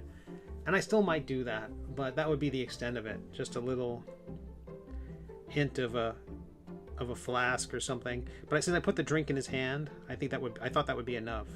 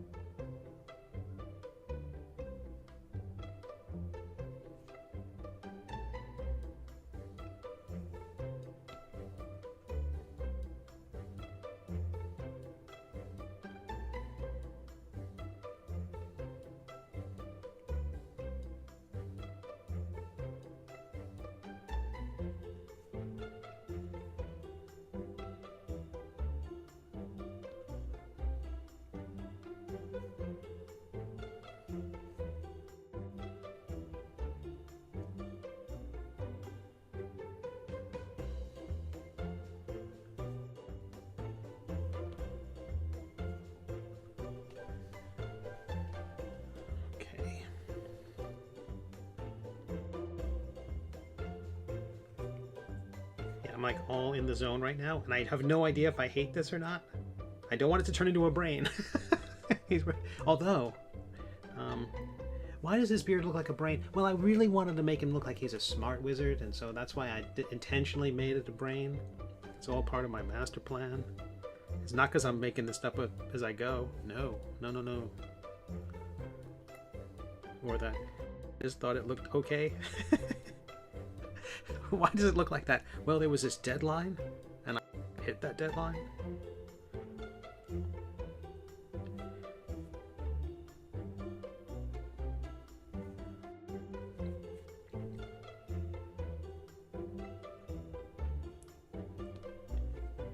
Is it a Douglas Adams quote where it's like, I love deadlines, I love the sound as they go whooshing by?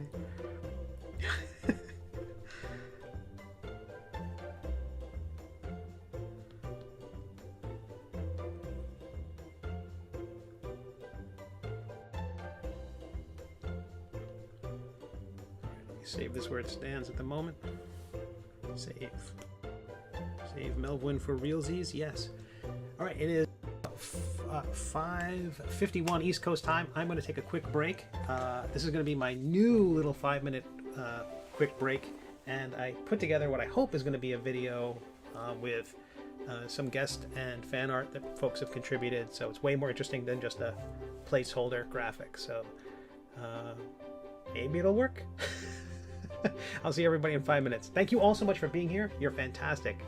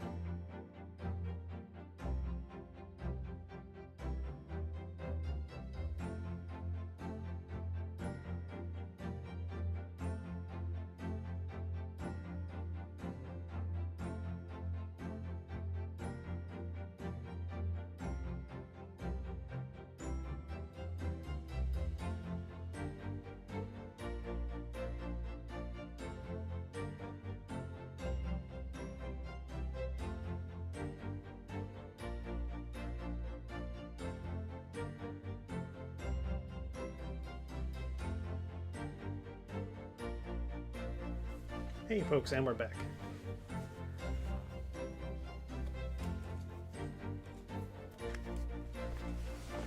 Hopefully that break video was way more entertaining than just the "we'll be right back" text that I've had up there. It's certainly just nice to see other people's artwork.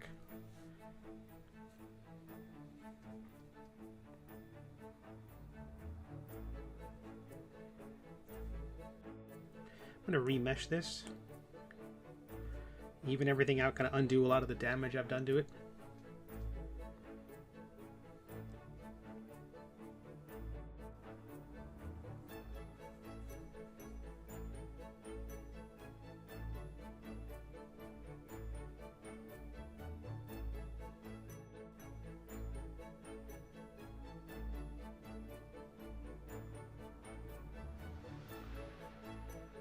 Oh, that's good, Elder. I'm so glad. I'm glad you like it. Plus, I love showing off other people's work, and I want to call attention to people, and like Max Powers Comic, who regularly chimes in on YouTube. He put together a nice little bit of fan artwork. I like to throw some eyeballs his way.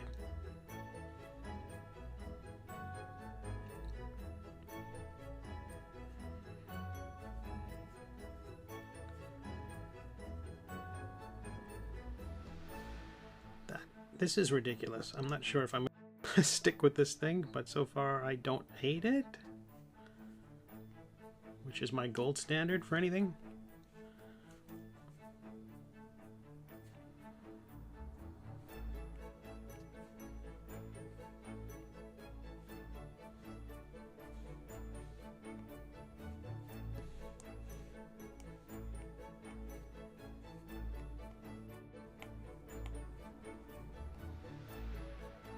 I'm so excited to get the resin print of the Cirquent model. I can't wait to share it with everybody as soon as it comes in.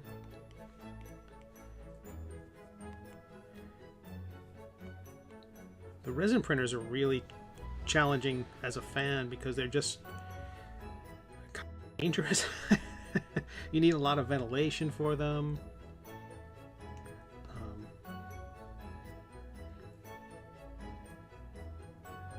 I'm certain my cat would find their way into it. I think I have some post-processing going on, like the artwork. I'm going to change the way we see this right now. Right now, matte cap is those spheres. Everything in the environment is not truly reflecting off of stuff at the moment. It's just it's basically painting every object as if it were the sphere right there. This color tends to be a little bit easier to see imperfections and screw-ups, so I'm going to stick with that for a moment.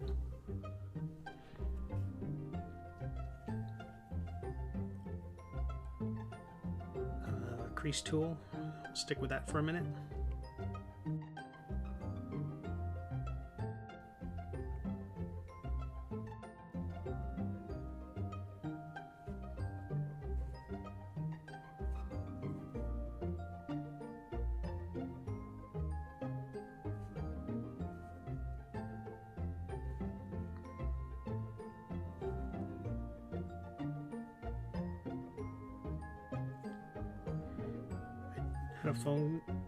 I did a phone call with a school yesterday. Got to talk to the students there. Many of them are aspiring artists and cartoonists. They were awesome. It was a lot of fun. I don't do that very often, but it was nice to be asked.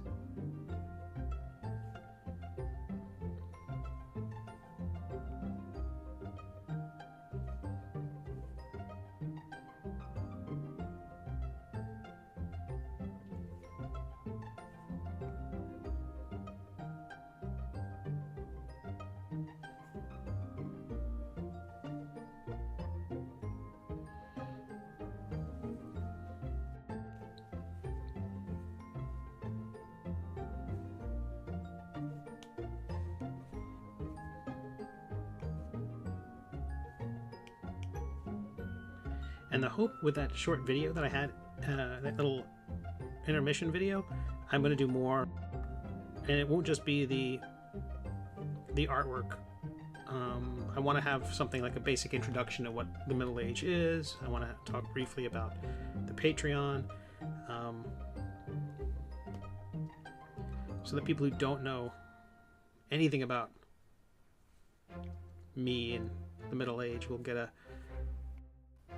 short introduction to it, and hopefully it'll be not altogether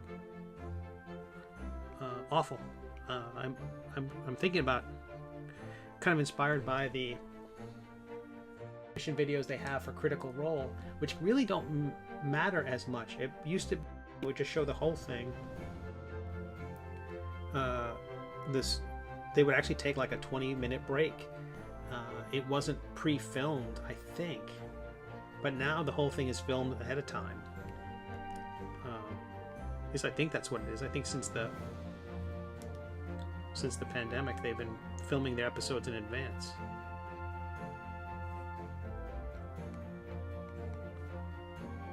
Okay, let me smooth this out a lot, just all over.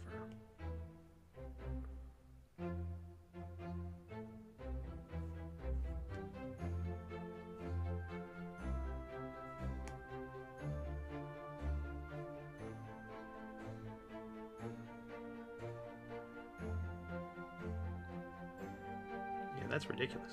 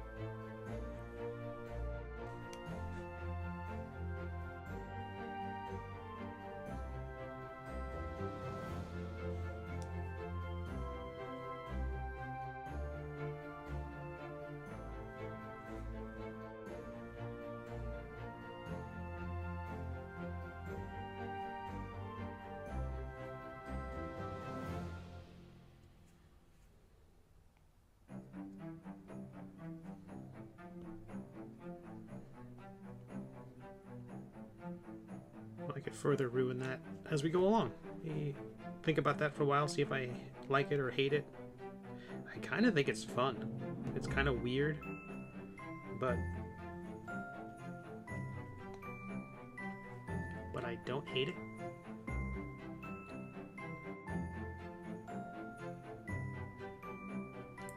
I don't hate it yet. The night is young.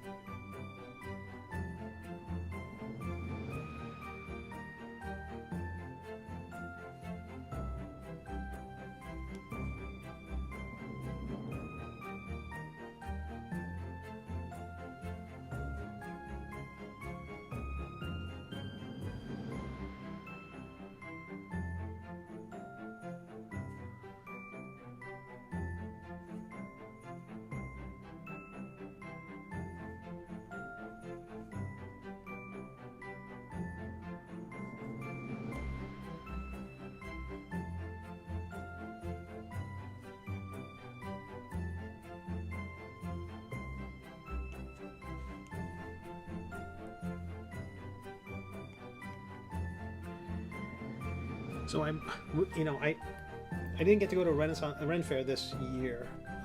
They have them in Florida around January, but when I back,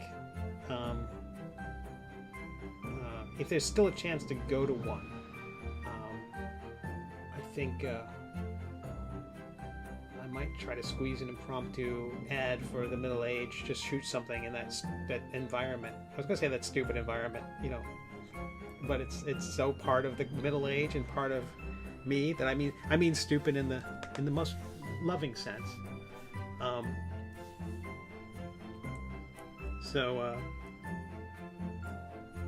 Anywho, it'd be great to have a video where it's just a little different, and that way it's good. I just want the if I have to step away, I want the video not to be terrible. It's bad enough when I'm on the screen. All right, I'm gonna take a break from the beard, and we're gonna work on the stars and moon on the hat and see if I can get that to work the way I hope it will. So we got the mask tool.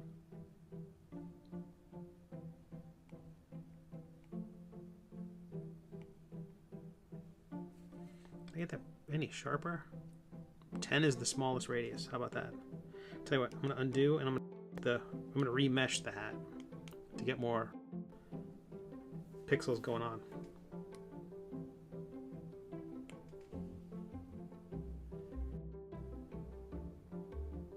And I got to think like a miniature and make make all these things larger. I was making a very small star to begin with.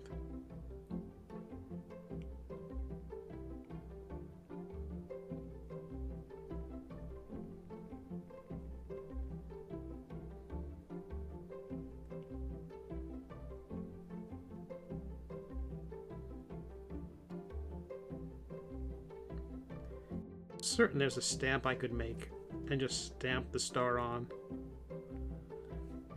but I don't know. I think it might look better if it's imperfect.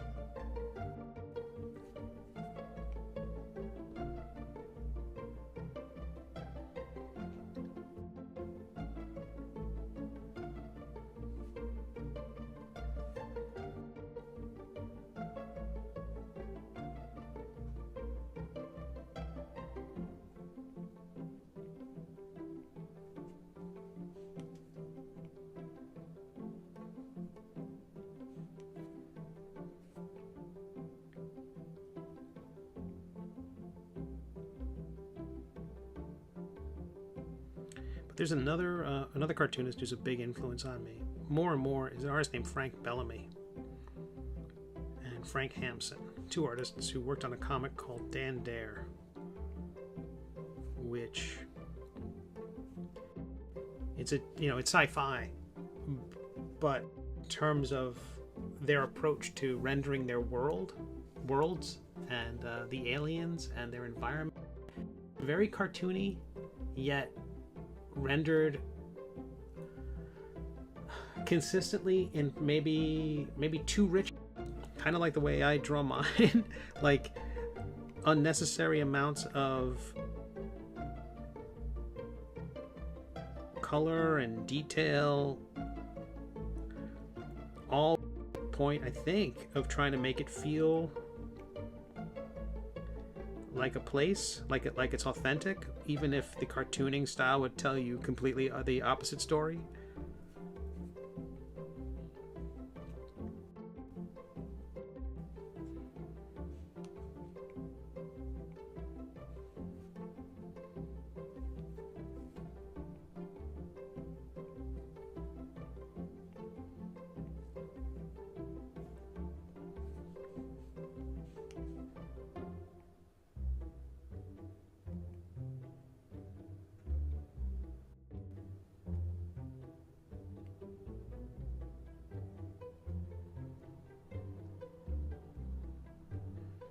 But it's called Dan Dare, Pilot of the Future. It was in a newspaper. It was technically a news magazine, but it was like a newspaper, but it was like weekly, and the idea was it was like for boys. It was I guess Boys Life might be a somewhat kind of an analog here in the States, but theirs had much greater distribution. I think it was newsstand.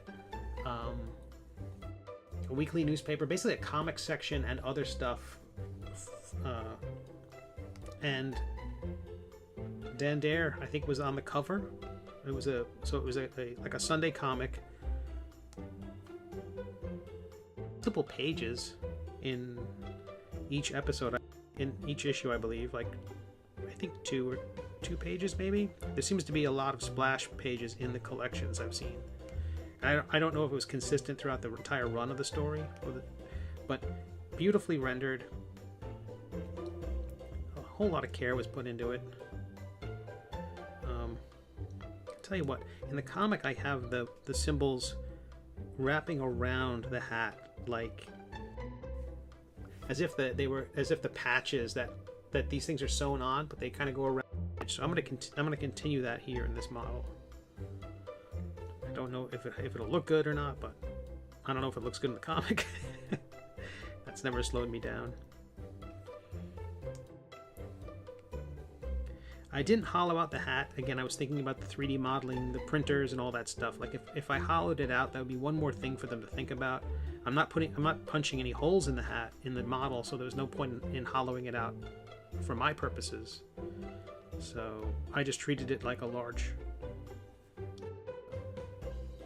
kind of cone.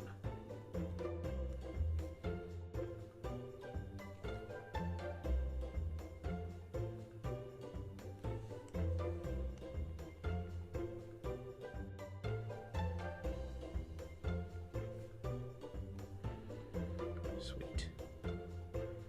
So the idea is that once I draw all these things in, I can extrude them from the shape with like a short extrusion in each one of those positions to create the various patches that go on our wizard's hat.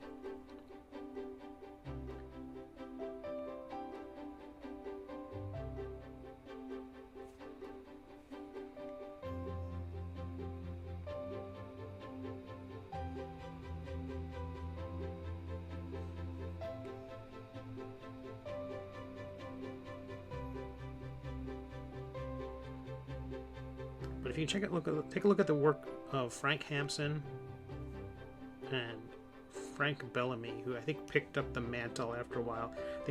The other stuff they were known for, I don't think they were ever known in the States, but I want to say both of them worked on like Thunderbirds comics based on the Jerry Anderson marionette TV shows.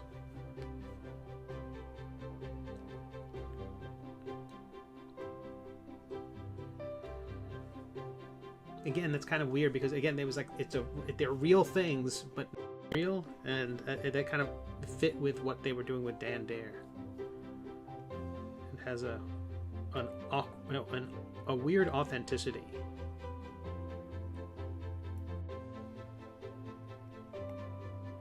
But it's quite beautiful. Some of the reprints I have are just awful though. They look like generation photocopies. A lot of the color is lost, but there are some reprints which are quite marvelous. I recommend checking them out.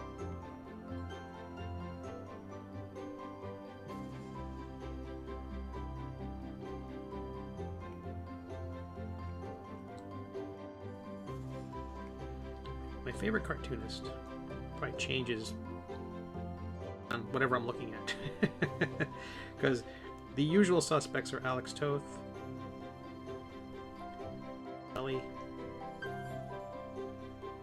Will I?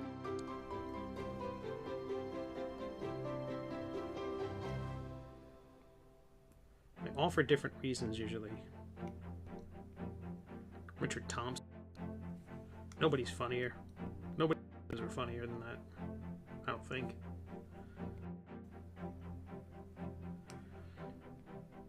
Davis. Amazing work. There's not enough time in life for me to study all the cartoonists and their work I love. I keep finding new things. There's this one image of a boxing image that Jack Davis did. People think of Jack Davis as his caricatures from like Mad Magazine and things like that. This boxing image is amazing. It's still cartoony, but holy cow.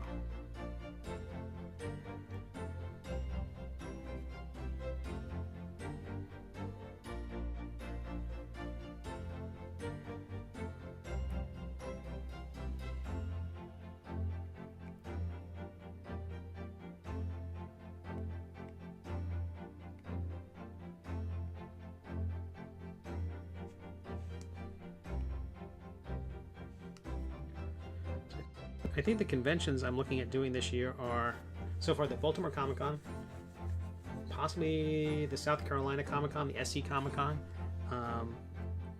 Exchanging emails with them. I'd love to do it. They were asked if I wanted to. I sent them a positive response I hadn't seen back yet, so I'm afraid it might be caught in the spam folder or something like that. So tentatively, yes, I'd love to do that convention. 6-hour drive from here, so not so bad. I'd like to do Heroes Con if all things work out. You know, I will get as many vaccinations as I'm allowed to get, as many boosters as legally permitted, and I will continue to wear a mask. If you want to see me unmasked, that's what YouTube's for.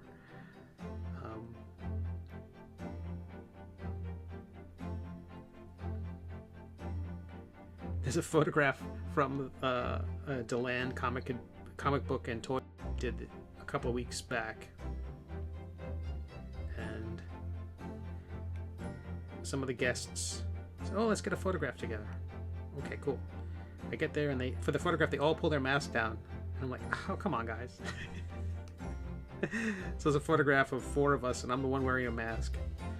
Like, come on, guys. The virus doesn't know we're taking a photo.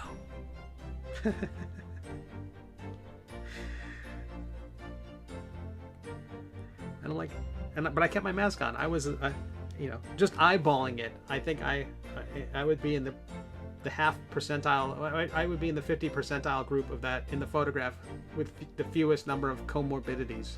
So I'm like, yeah, you don't do it for yourself. You do it for everybody else, and for the healthcare providers. So I'll still be doing comic conventions, as you know, especially ones that take it slow and protect their older guests and their more vulnerable attendees. We comic fans are known for our stellar physical health.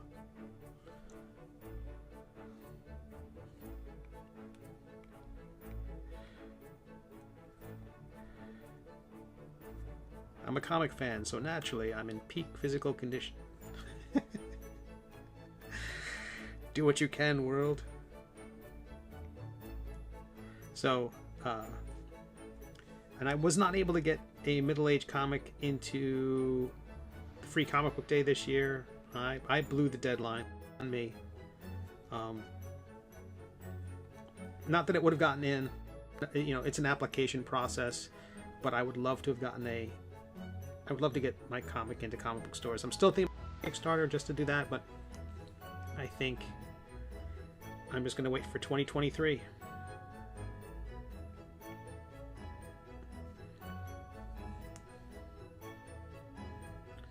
I know. That means I have to stay alive for at least one more year.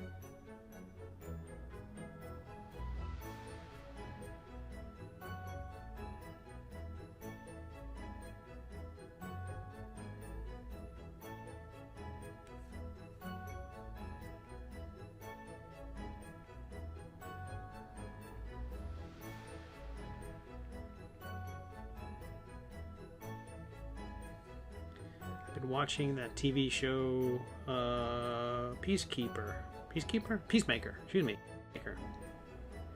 on the HBO. It makes me miss The Tick, but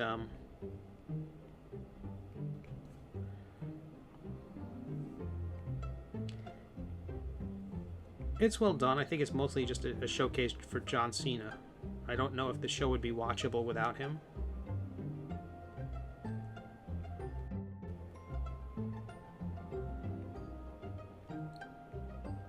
The opening credits, for me, are worth the whole thing.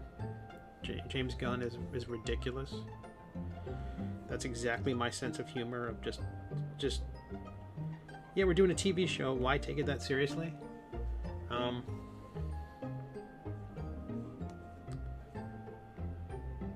But the formula would be like, the Tick Ted Lasso equals Peacemaker.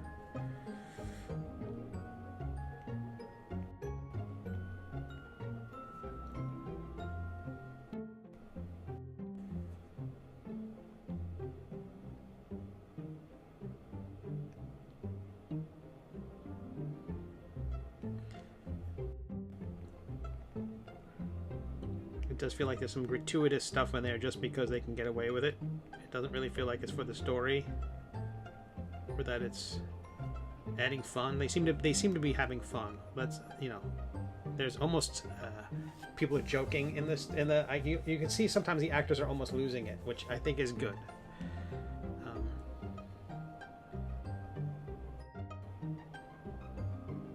They're not going for an Academy Award. I think it's okay to have fun, and I always say that about comics, that you can tell when the creators are having fun.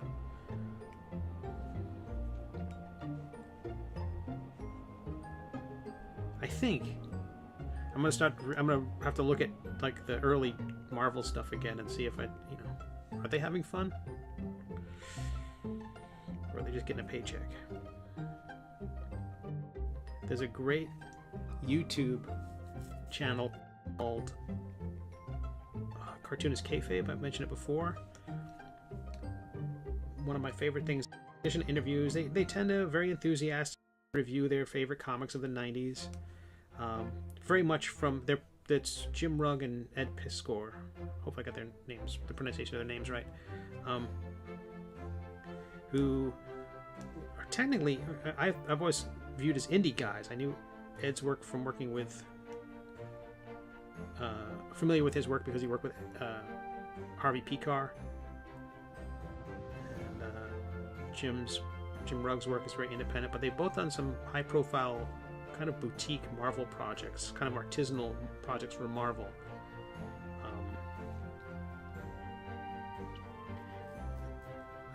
Their channel on YouTube, which I admire for a lot of reasons. One is that they haven't enabled ads on it, so you can watch these half-hour or one-hour interviews, and you don't get hit with an ad at the start of it or at the end of it. The only business during the episode is mostly them just talking about their Patreon and their upcoming projects. So that seems really excellent, that they know that they'd much rather sell a book or get a Patreon supporter than try to get a fraction of a cent from YouTube. At the expense of annoying their viewers. I say that when if you watch my YouTube videos, you probably will see an ad.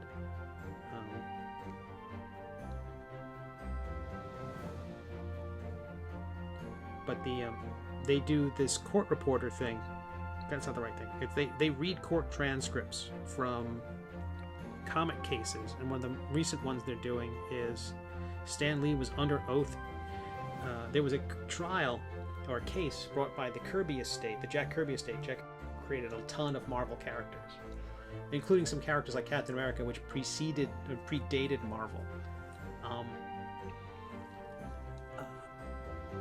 But the Kirby estate was saying, listen, Jack, our father, our grandfather, co-created these characters, and they're partly ours, and Disney's going to do stuff with them. We want more money.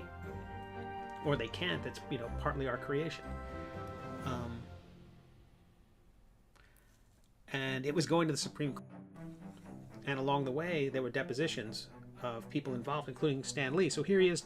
They're asking questions about how these characters were created. So here's Stan Lee under oath describing how these characters were created. And it's Ed and Jim will read the roles. Basically, it's a dramatic reading of, not with much theatrical flair, but with the occasional, aside where they're adding context. Like here's when it was being recorded, and here's in here was the situation at the time. Here's who owned what when.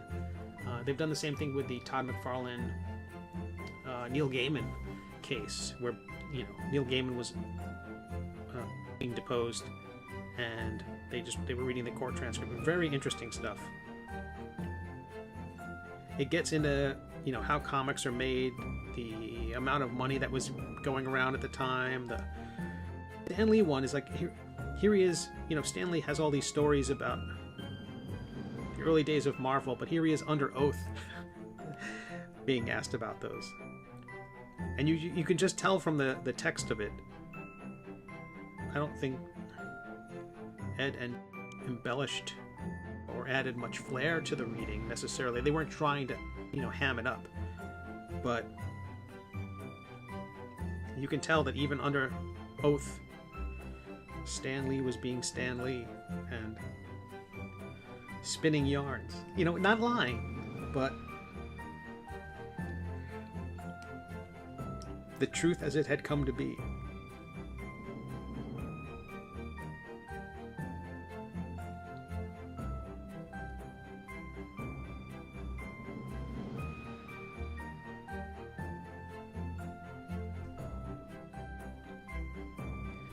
Man, I thought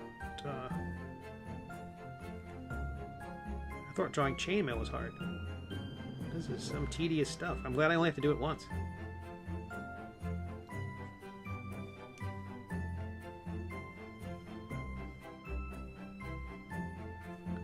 Okay, let me save this, thinking that I don't want to do it again. Hey, thank you so much for the spam comment, Mr. Bot. Block YouTube. Add to block list in restream chat.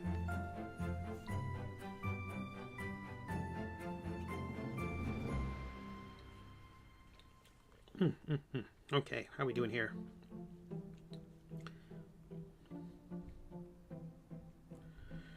I'm going to save these on here. I think I can put on a movie and work on these later on and not bore people to tears with me drawing all these things. Let me bring the mesh down a bit. Let's say 2.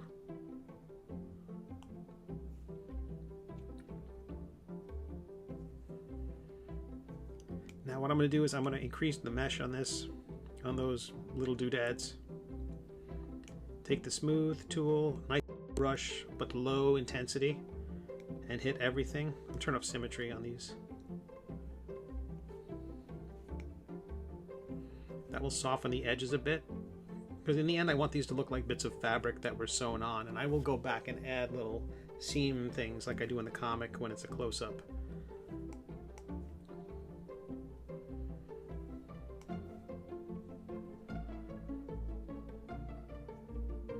Now, I extruded part of it now. What I'm going to do is, because I haven't, when you use a mask to create these extrusions, the mask remains on the original object. So I could delete these now and that original mask will remain, so I can do more stuff with it later. I'm going to change the matte cap back to something brighter. And let's add some hair. Let's add his tufts of hair.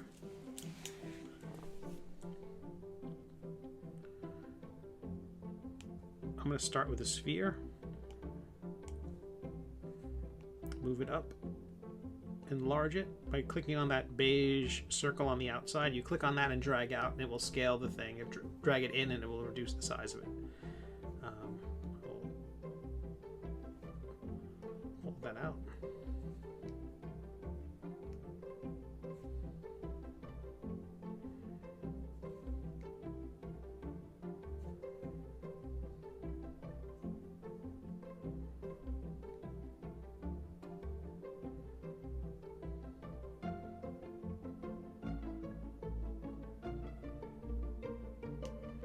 Validate that. Let's let that stay where it is.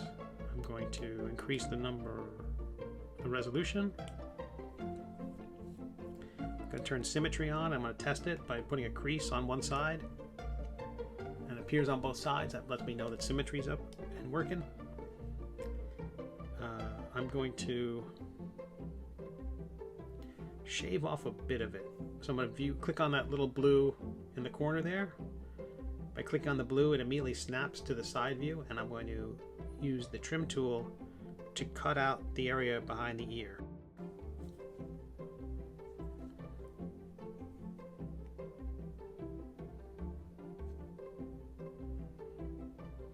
I could do more than that.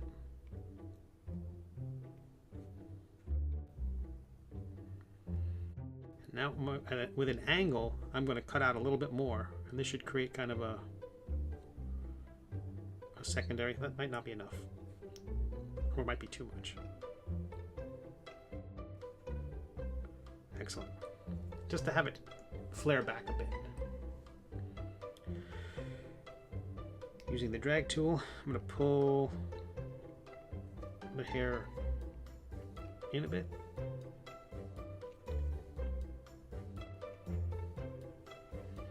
With the beard, I'm going to pull the beard up so that it connects with the hair.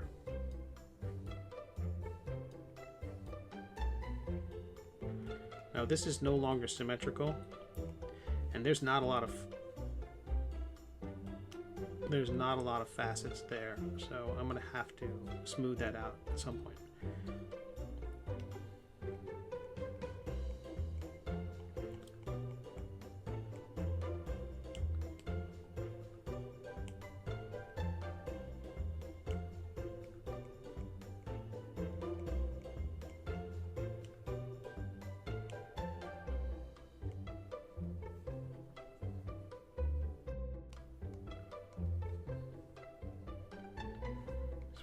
Okay.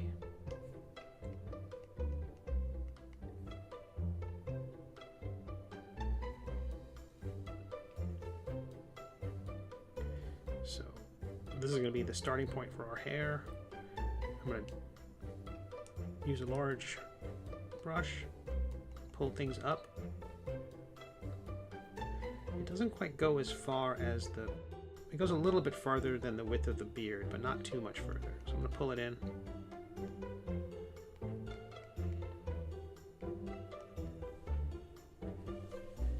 Jimmy, hello, how are you?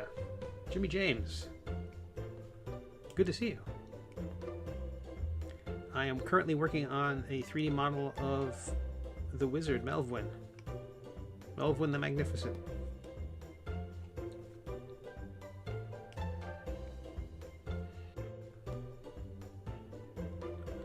The model is done, turned out all right. I'm going to be sharing the STL, the printable file over on Patreon today once the stream is wrapped.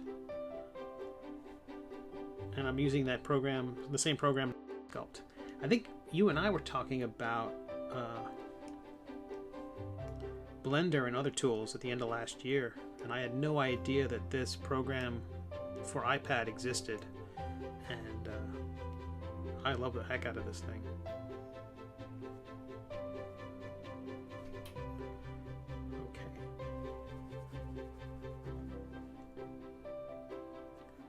Use the trim tool, snap to the side.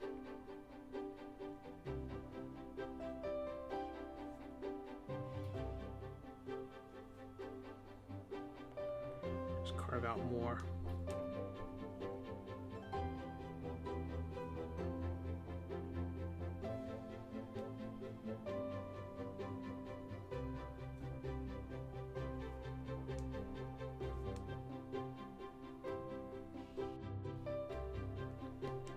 Remesh it again.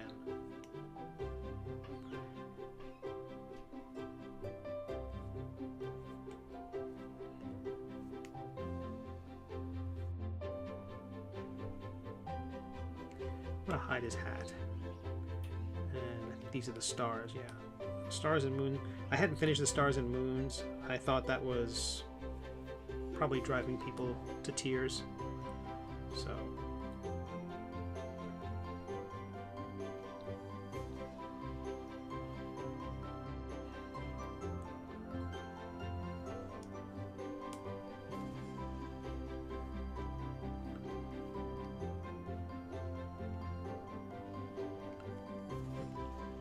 I'm not going to draw his man bun, which we've seen when he takes off his hat.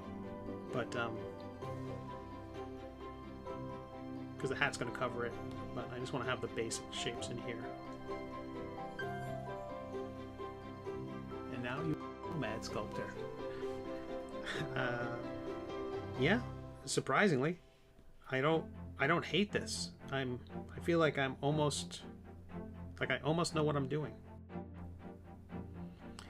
I have to make the mustache poofier. I'm not sure if I'm going to just expand the whole thing, but I kind of started getting into the groove of painting in these swoops, and I like it. Again, if I mentioned that before when drawing the comic, that I wanted to feel like it came out of a pastry tube, and I feel like I got that quality about it. More so than the cake that Quimp is holding. The icing there did not. I would redo it now. So look for a special edition of the Quimp model later on when I get a better grip on history. Also want from the front view to be there just a little bit of separation between the hair and the mustache. I think you see that from most angles, but occasionally from the front they kind of blend together. Okay, so I'm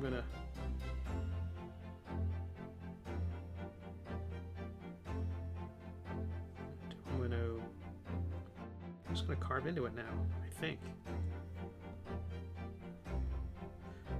I'm gonna actually inflate it a bit so I have more to work with. I use the inflate tool to add a bit more material. Then I'm going to remesh it. I do that a lot. And with the trim tool, I'm going to cut out extra stuff.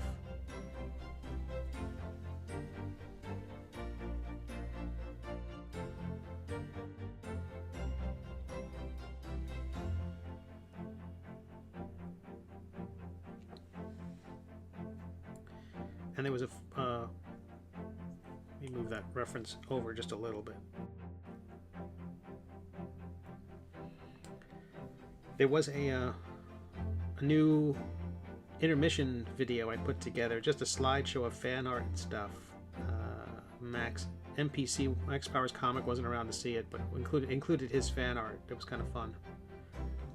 I'm going to keep adjusting that. I also think I want to do that toward the end, where I do the sign up video, the sign up portion where I say, hey, check out my, be sure to subscribe, etc., etc. I think having a short exit video where it's like, check out this fan artwork, and if you want to, if you want to create some, let me know, that sort of thing. I need to put in contact information, and then do want to, it's a little bit about, not for the ending, but I need to do something about, here's my Patreon page, and if you're not familiar with the Middle Age, here's the story, and why you should read it, that sort of thing. Okay, let me just poof that up just a little bit more. Cool.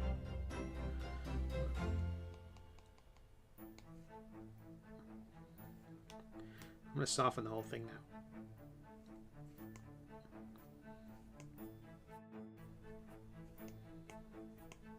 And remesh.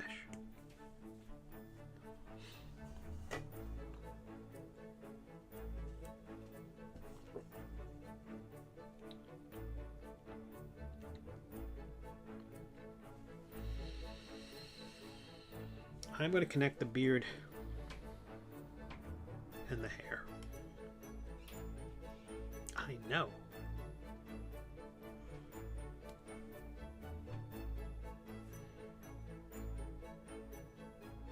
Yeah, I'm going to do it. I know, you're all yelling, don't! That's madness.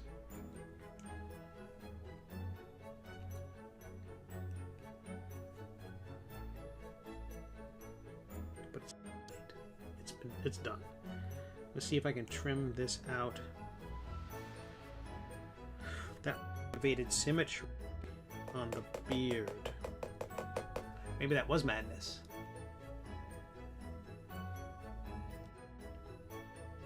One of his episodes, Jimmy James writes, I love to see NPC's fan art. One of his episodes has a little Quimp Easter egg in the background. Oh, is that true?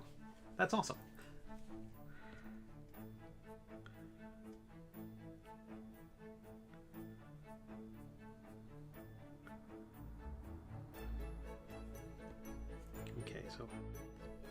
you clicking on the left. It's gonna have a little overhang. That's okay. That's okay. Am I breaking it? Am I ruining everything? Well, I haven't ruined it yet. How about that? Now let's see if symmetry is still working. So again, symmetry is still activated. I'm going to use the Crease Tool. What happens? It's working. Great. Great, great, great. Okay, so crease will indent.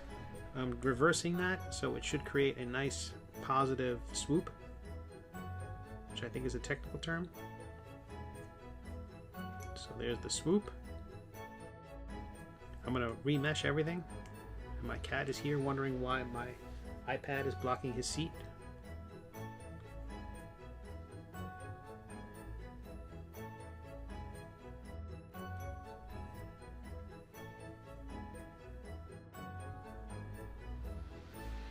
I want it to be more crazy than that.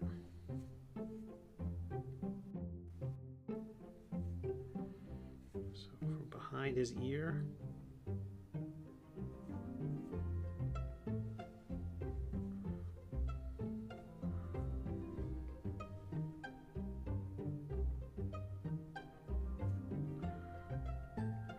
I might have to remesh this entirely. I think by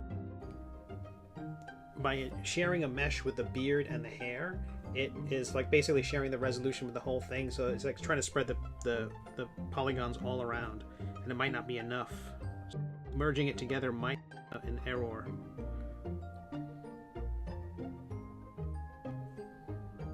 I never thought of that.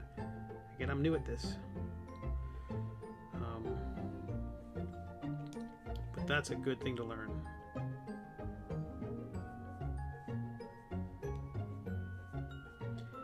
Tell you what, because of that, and because of the 99 levels of undo, I am going to unmesh those things. You all warned me. You all warned me. LJ, don't encourage him. My cats are. He came in here, walked around, paced a bit. They have been.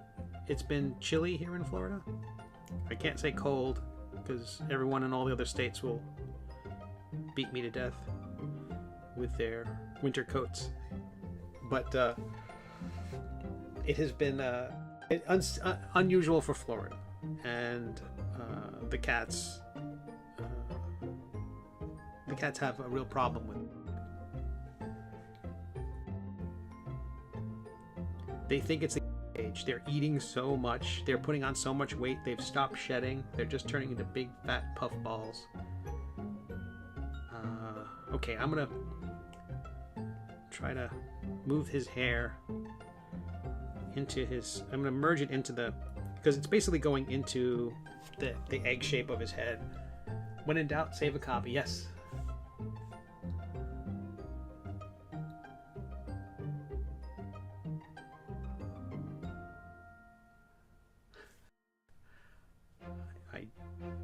I don't understand what that means, James.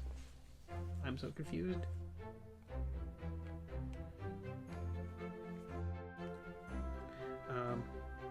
Well, I'm going to have this portion poof out bozo style.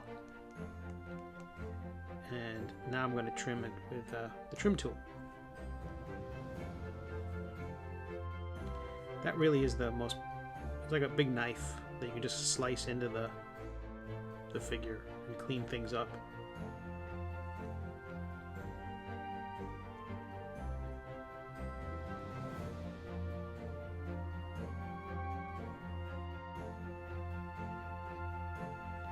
Hit the back, and I'm gonna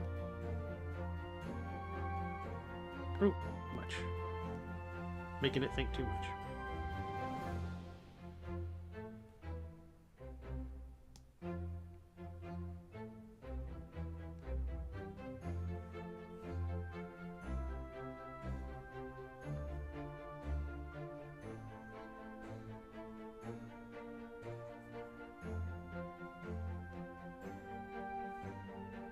There we go. Remesh that. Yeah, I can. All those pixels are now being used on this piece. Oh, you wanted to share what the Russian bot was saying.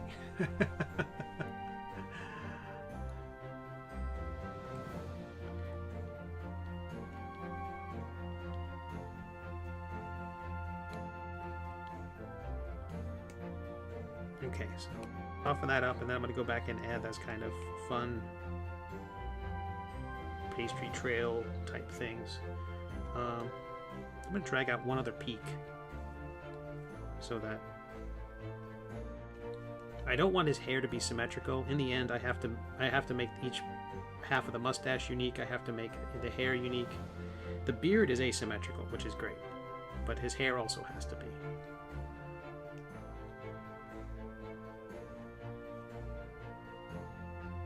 Yeah, the trouble is this thing will dig right through the shape. So this is a laser cutter. If there's anything that's connected in any way, like let's say the top of this poof of hair, even if symmetry were turned off, it would still cut through the other side. So it's just really tricky. When I was creating the shape for Quimp's cape, even if I was trying to trim off the bottom of it to make the bottom look torn, if for some reason another part of the cape was on the other side of the universe, it would cut right through. So it was real. I caught myself with that a few times. All right, I'm going to try to create a cloud fluffy shape at the bottom of the hair.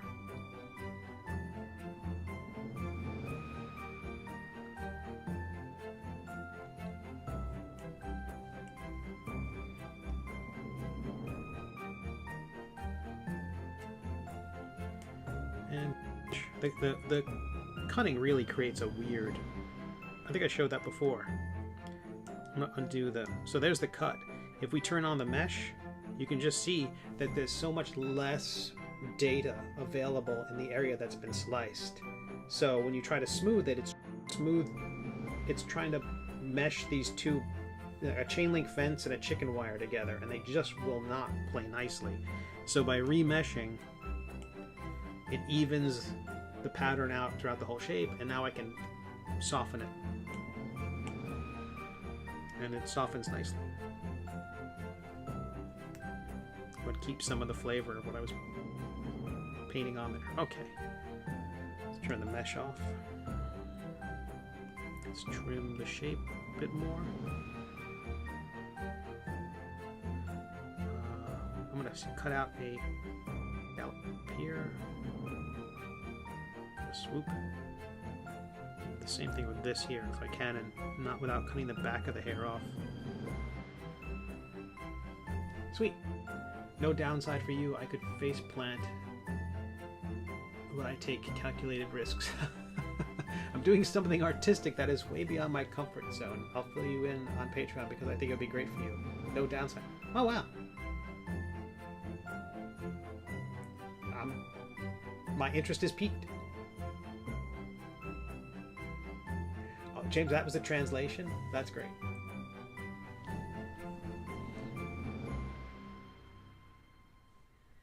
Okay, where are we? Sweet. I think that hair is fairly close to the goofiness of the thing I've drawn. I could probably poof it out a bit more. I'm using the inflate tool on the edges.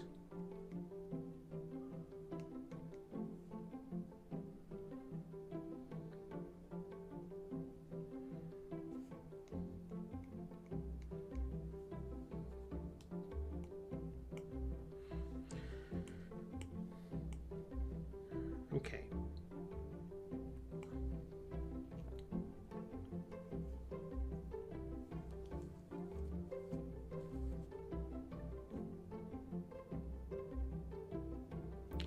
I'm going to turn off symmetry. I'm going to draw the lines in, but if I drew the lines, if I created the whole thing symmetrically, actually, I'm going to undo that. Just one second. I might draw, no, I'm okay with it. As I draw these lines in, I want them to be asymmetrical. I want both sides of the head. I want the hair on each side to be different. So again, using the crease with the function inverted,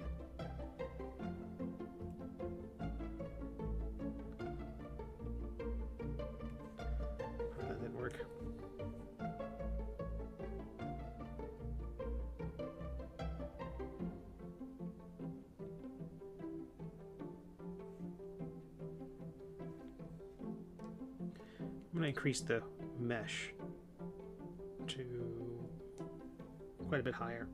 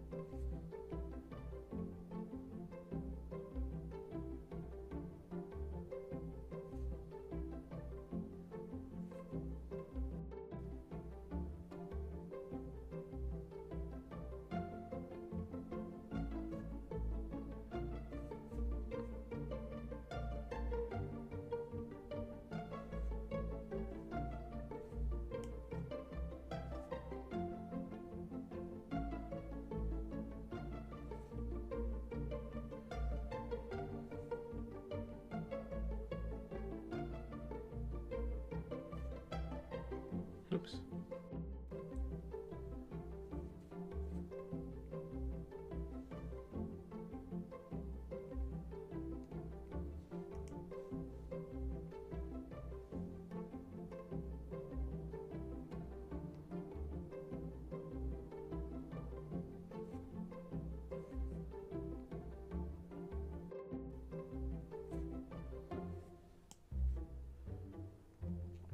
Yeah, I'm afraid that well, it's kind of neat. I'm hoping that whoever's got to print this thing doesn't go, "This is awful, what have you done? Why are you making my life so difficult?"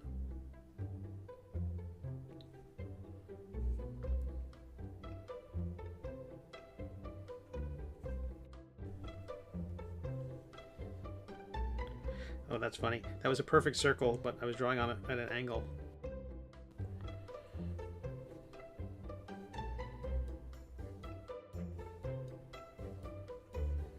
I thought I learned my lesson with the chainmail pattern on Quimp. That when I drew all those circles the first time, oh, these look great, and then I just rotated the thing and thought, oh, I have not understand 3 dimensions.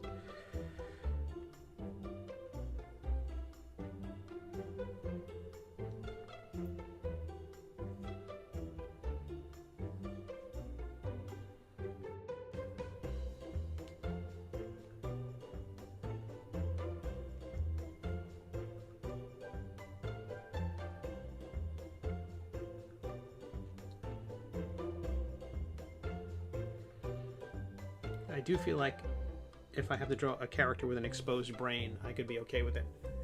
I can't make out on Cell what his free hand is doing in the sketch. I thought the badge art had a nice position. Is it like that? The badge art. In this case, it is holding a stein. So when we talking about Melvwyn, when we see him, when we first meet him at at My Prancing Pony, Alcohol is Magic, the tavern, he's holding a stein that looks like a dragon, and the dragon sort of emotes along with him, so it kind of laughs at his jokes. I don't think I ever give it a line, or actually doesn't ever say ha ha ha or anything like that, but it's clearly amused by him. But I thought that as Melvwyn is an intoximancer, that it was important to show him having it with his drink. At first I thought he was going to have he was going to be holding a bottle, like a wine bottle, but that doesn't really say anything about his character. And I thought that mug was like might be his favorite mug, and it was curious, so I thought I would include it. If I start creating it and it's at a small size, it looks like, what is this lump in his hand? Then I will change it to a regular beer stein, possibly a wine bottle. Okay, how am I gonna?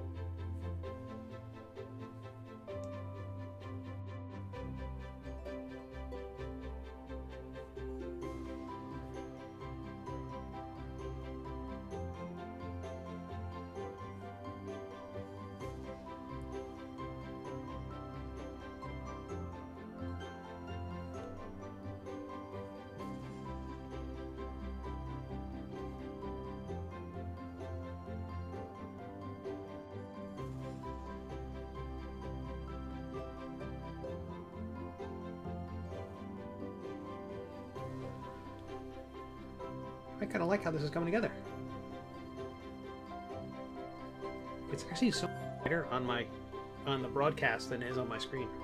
I think my iPad is trying to energy save or trying to alter its display for the temperature of the light in the room.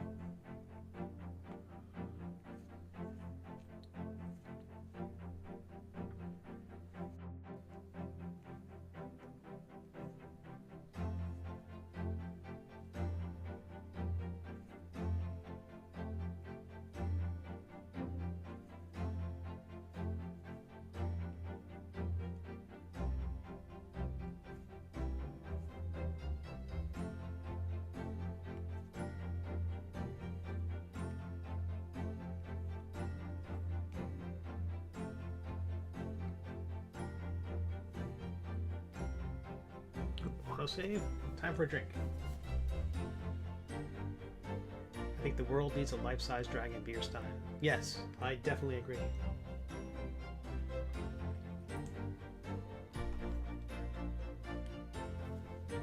Please tell me that Jarn gets to light up the king.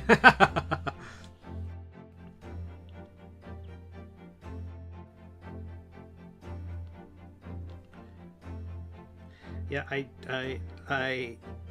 the reaction to the king being around the baby dragons in the last 2 episodes, especially yesterday's new episode, is very encouraging. It's kind of like what I was hoping the reaction would be. You know, he's kind of a jerk. Not kind of, he's a jerk. He knows how to hurt Quimp. He calls him names that he knows gets under Quimp's skin. People are like, he's being nice to the baby dragons, just like the reaction on Webtoons is kill him. You know, we must kill. I think they would band together and destroy him if they could. I'm going to change the matte cap here, the material view, because again, this kind of clay makes this lighting, it makes seeing some of the issues apparent. I'm just going through with a light tap of the smoothing function to clean out some of the garbage, because I'm then going to go through with the crease tool.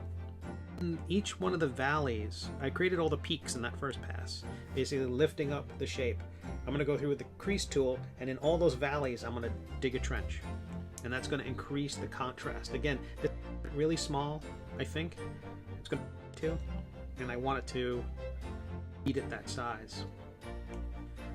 And so here we go. I'm turning off that little sub button, which turns the function back to normal, so the crease will crease.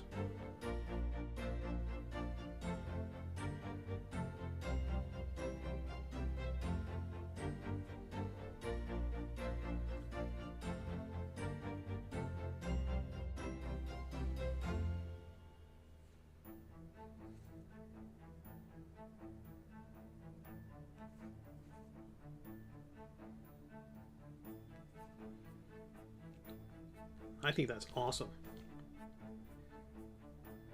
That's better looking than I would have hoped. Than I thought I could do. That's that insult that I've heard on the Great British Baking Show, where it's, you just did something better than you can do, which is like, dude, they just did it. It's not better than they can do. It's just better than your expectations, you jerk.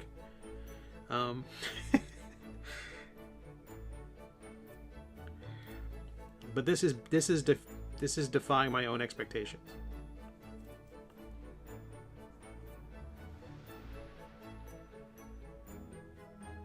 Of course, any 3D modelers watching this are probably going, "Really, you noob?" You're not wrong.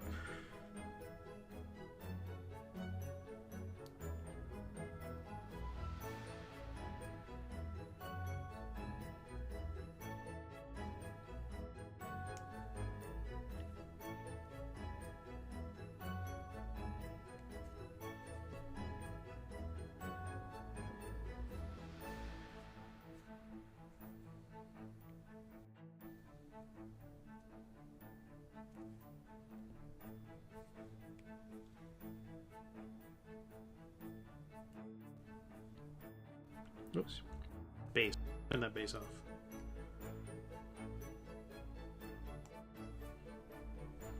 I know what you're thinking. It's all about that base.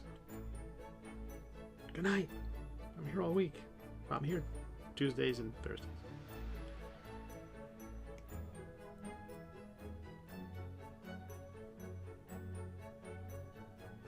Okay, all right.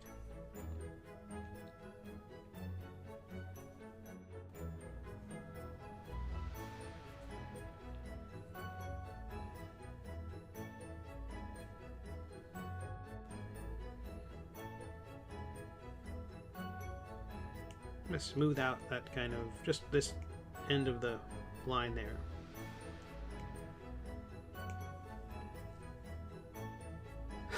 That looks tasty. This all looks like chocolate icing.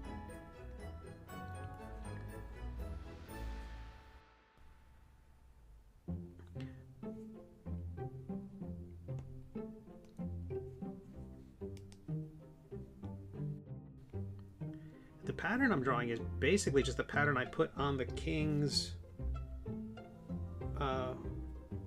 It's that bit of decoration that I use for the accents on the king's the king's collar and on this new outfit. It was also came from that drawing of Archmage Angus MacGuffin on the back of that special book that was done for the Kickstarter. What was it? The Angus MacGuffin's Unknown Artifacts and Awful Obscurities, where there's a picture of the Archmage. He doesn't allow a lot of photos, so it was amazing that they were allowed to have that. Well, artist interpretation.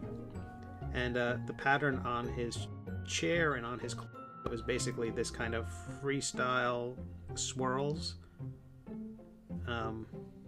This is basically that. Just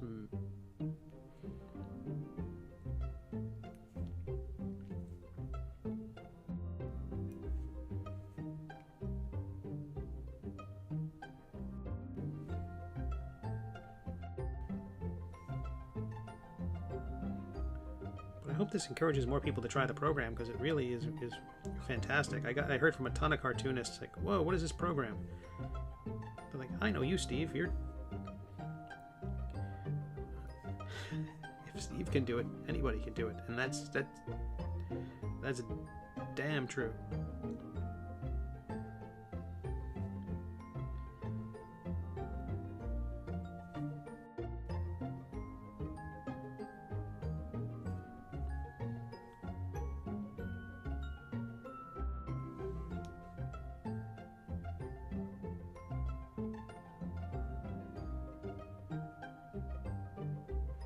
Occasionally when you using any one of these brush tools, it's that where you tap first can put an additional indent, which I hate. So sometimes I'll just try to gently start the line. LJ, that's very kind of you. Thank you. I just hope people like it. And what's funny is I really was trying to get somebody. I'm a big fan of the division of labor. And of pronunciations of words and I was trying to find a sculptor to sculpt my characters with no luck,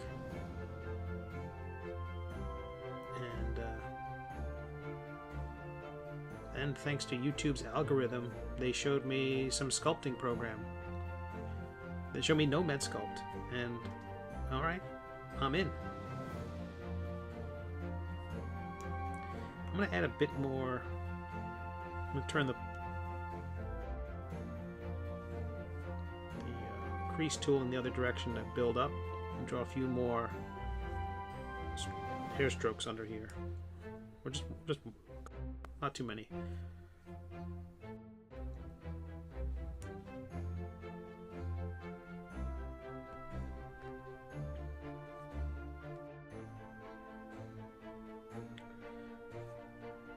So his next two, where I might be starting the stream a little late.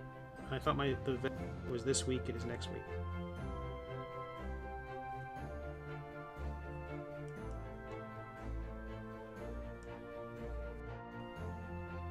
going to soften those lines just a little bit. I'm just going to do the remesh one more time, just to spread things out a little bit.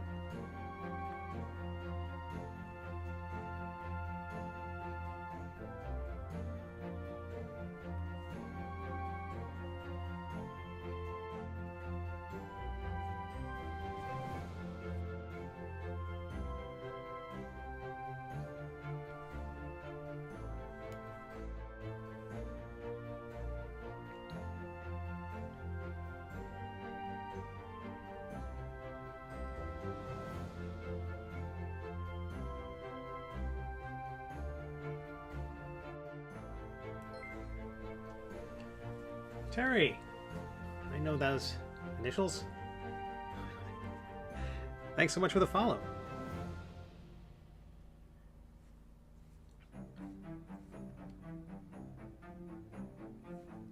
I'm currently just making it up as I go. Some wizard hair.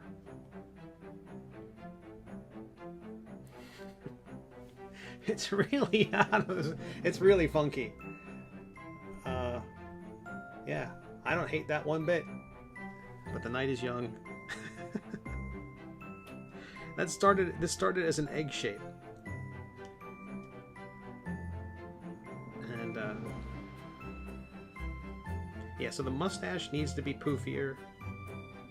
Me lighting up.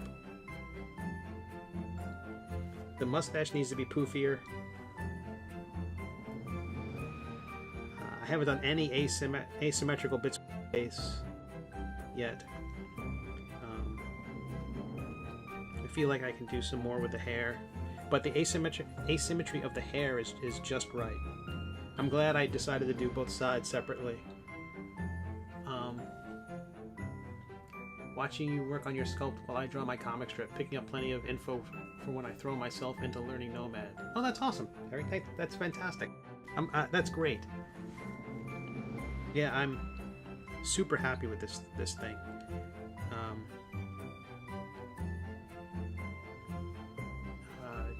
James writes, I tried out a browser demo of Nomad a few days ago. I don't know if they're planning on eventual release or not. Oh wow, so wow, browser. A browser demo. What kind of functionality was there? Are you able to save your work? Can you export a file? Can you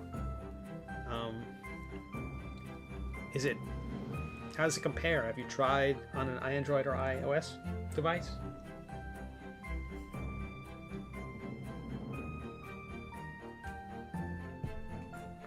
Can't save or export import. Gotcha. Okay. So you get to play around with the tools a bit. Alright, so I got the... Wow, I do not hate this at all. That's shocking. I thought I'd be much more miserable. Run smooth, might just be a tech demo. Gotcha.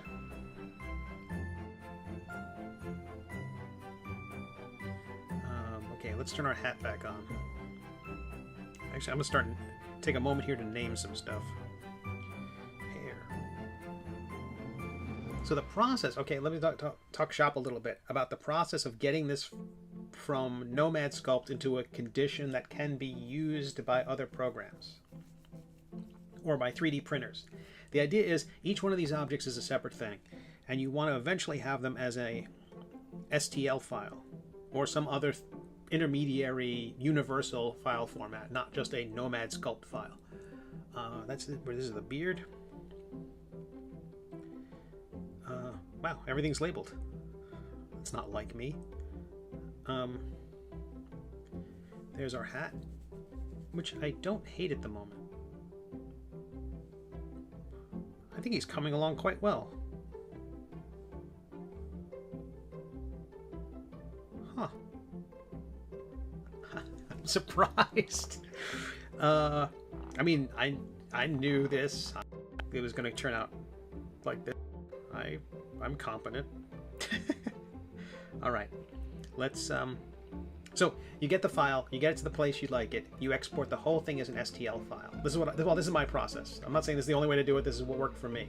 I export it as an STL file to the iPad.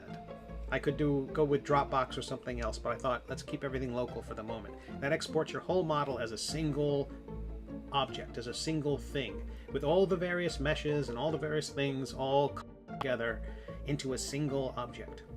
I think the exterior of the object as well. I think it throws out a lot of the interior geometry, which is huge. Anyway, and the file literally is huge. I brought that to my desktop and then tried to run it through a program called Mesh Mixer, which if you're on a Mac, they don't have an installer anymore. Allegedly, according to them, because it was a problem, there was like a security issue with the installer. I don't know. I did not let that slow me down. I found a place that had it, downloaded it, installed it, all above board. All above board. Absolutely, 100% above board, in the spirit of, respecting all copyright and algorithms be upon them.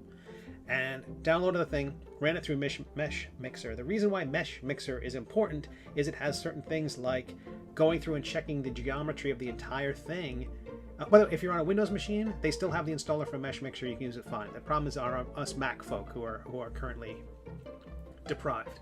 So you run it through Mesh Mixer, and it will check the geometry of the whole thing, clean it up, optimize it as one pass, and that shut my computer a couple of times. And then you can also do a repair function where it'll go through the entire thing and say any place where, hey, that map didn't work out, and fix it all. And when I selected, hey, select the problem areas, the whole thing lit up. It was mostly problem areas. But you click a button, progress bar goes by, and the image, and it fixes it all. So Mesh Mixer is key if you want to send this file and make it available to anybody else. The STL file will be available for my Sir Quimp model, available to all my Patreon supporters tonight. The stream ends at about 8 o'clock or so. By 8:30, 8:45, I'm going to have the model available to everyone who's a Patreon supporter. So any level, $2 and up, you can have an STL. And every time I do one of these, I'm going to make them available there. If you don't want to jump through the hoops of Patreon, don't want to sign up for one more site, or you have to get a long-term relationship with me as a supporter, I will have them also available as part of a Kickstarter at some point. So, okay, so that choked my computer a few times.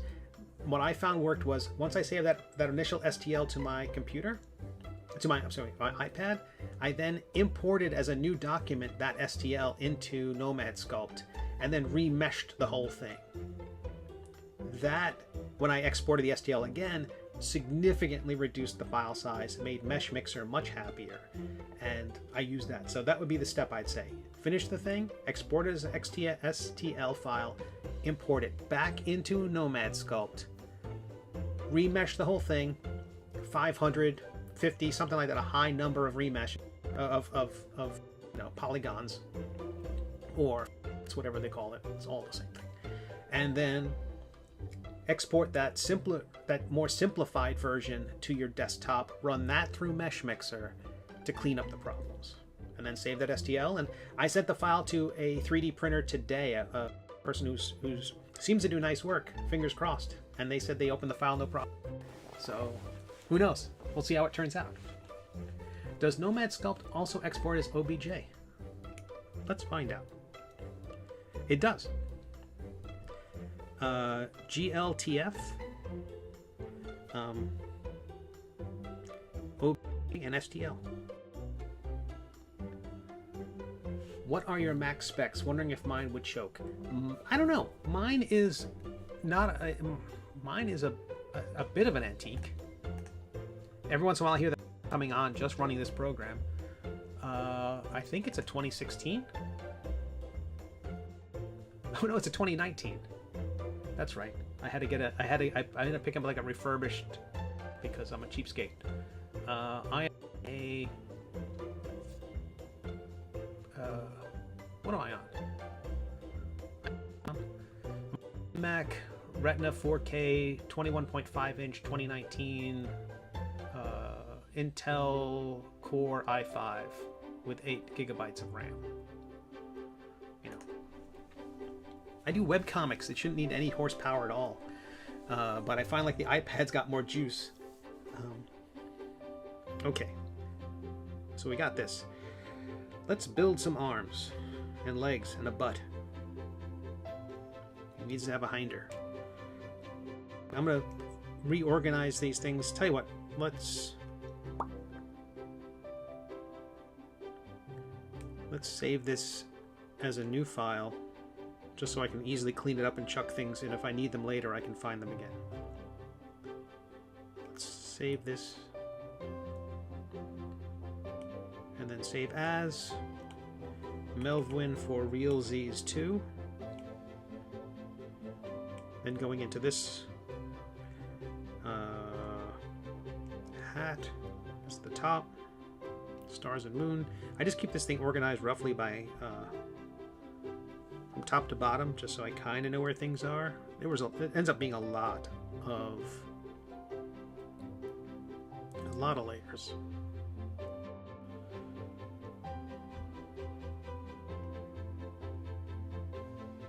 I'm going to keep the quimp.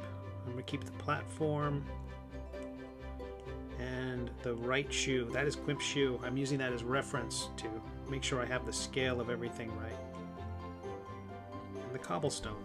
This sphere, I'm going to chuck and delete that, delete that, delete that, delete that.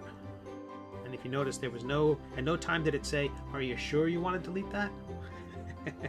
Another reason why I save often. Oh, and the bad thing about the autosave feature is you could definitely lose some progress. You could definitely, if you go down the wrong path and you save it in the version, I hope you like it there, because that's where you are now. All right, so Melvwyn for Realsies 2. We're going to save that version. Again, his head right now is very stock straight. I'm going to change that once we get further along, because I always want to tilt the head in some way.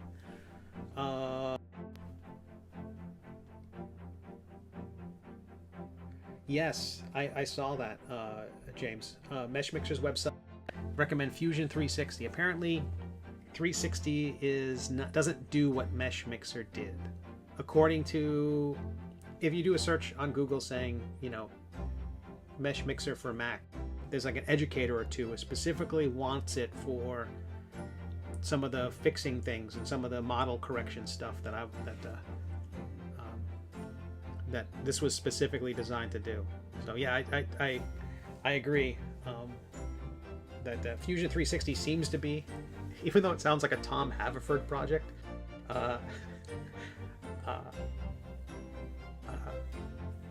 yeah, Fusion 360 might be what I should try. But I had found this kind of guide about steps to take and programs to use, and Mesh Mixer came highly recommended. And the steps seemed easy. I probably would have installed Fusion 360 if I couldn't get this thing to work. And for all I know, I'll redo the beard, because I'm so much happier with the hair right now, and the beard was just my first attempt at making it work. One last thing I'm going to do is I'm going to try to make the mesh a little taller.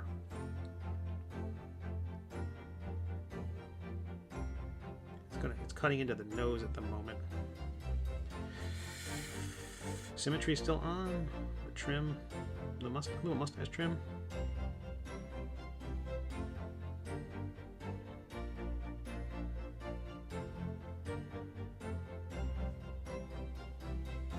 I was talking about the whoa, that's my problem. Symmetry turned off. There we go. I was talking about the Ralph Bakshi Lord of the Rings, where Boromir's mustache grows out of seems to come out of his nostrils, and that's a haunting image. I don't want poor Melvwyn to suffer that same fate.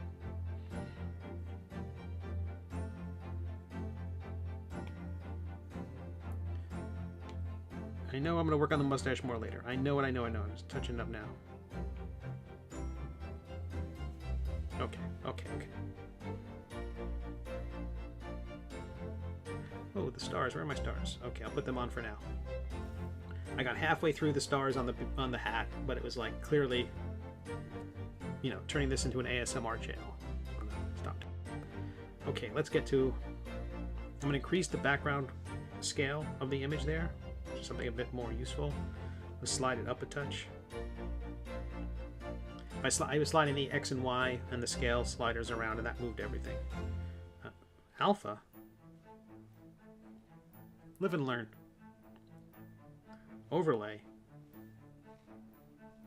Okay, so the overlay... Oh, that's just brightness? Or something else. Who knows?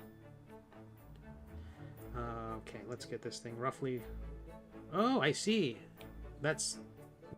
part is showing through the artwork. I don't like that.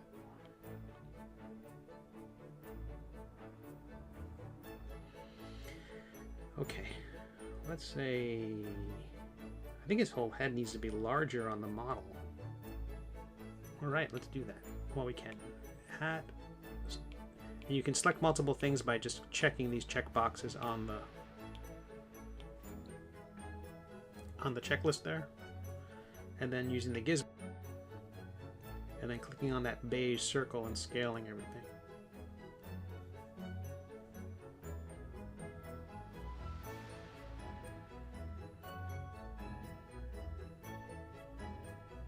Seems about right. Turn off Quimp. And we'll leave the right shoe there for a moment. How are we doing? It is... What time is it? It is 7:25. We're going to go for another half hour or so. So far there are 14 dropped frames. Everyone who was with me from the beginning of this year and at the tail end of last, you know that dropped frames were my nemesis. Quimp is looking awesome. Oh, thanks, James. I'll bring him back up so while I'm rambling. You can see his quimpiness. And I'll turn off the reference image for the moment. So that's how he turned out. This is a slightly older file. I think I did a few minor tweaks. But, yeah, I think he turned out all right. And the file is of a resin printer, someone who's hopefully going to be able to turn him into a reality. They say maybe by next week I'll get the file, so I'll keep everybody posted.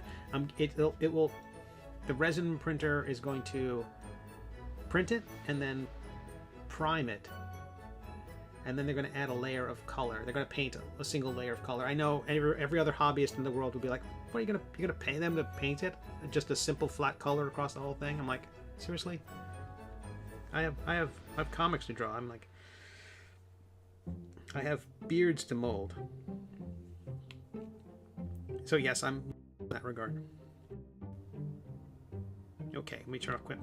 Let me turn my reference material back on, and let's get into drawing.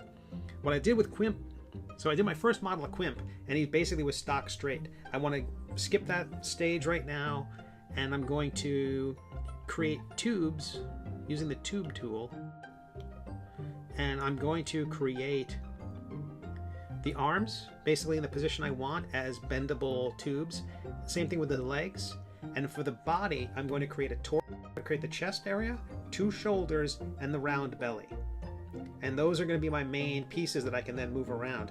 There's very little life in his body. He's not this action pose. I started doing sketches of that, and I'm like, no. Let's just keep this, because if I had the staff horizontally or in some kind of act, because I thought about him swinging the staff and there's like a trail of fire behind it, I thought the 3D printing people will punch me in the face. And I also thought anybody who wants to fit this on their gaming table and the person just has this staff that keeps knocking into everybody else's figures, people would just hate me. Let's basically try to keep him. Quimp is already sprawling out all over his, into the neighboring squares on the board. I want to do that with this model too. So. And I hate my face getting punched. So. I know, that's me. That's one of my favorite things. Someone says something that's completely universal and they're like, well, it's just me. I'm just thinking, I just don't like my face getting punched. Alright, that's a shoulder sphere. Let's move this back. Definitely the cart horse with the sphere. And I can use the mirror tool, which is way up in the center, right there, where they want you to see it. And that suddenly puts, oh, heavens. That puts a second one on the, it'll put a translucent one on the field. When you hit the view mode, it'll be solid. But if you hit the gizmo, you can see the ghostly second sphere that's there. That's the mirrored one. So as that only stays until while it's a primitive. Once you validate the primitive and turn it into a mesh or a object that's mushiable, that's a term. Then it will become opaque and become it'll become a real boy. Okay, now let's put in another sphere for this. Will become the torso.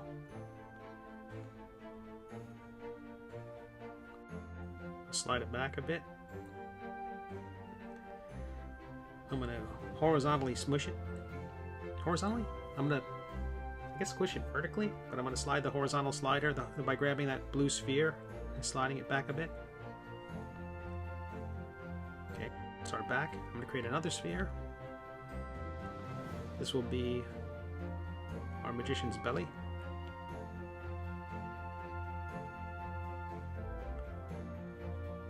Slide that back a bit. And his hinder. Wizard's got back.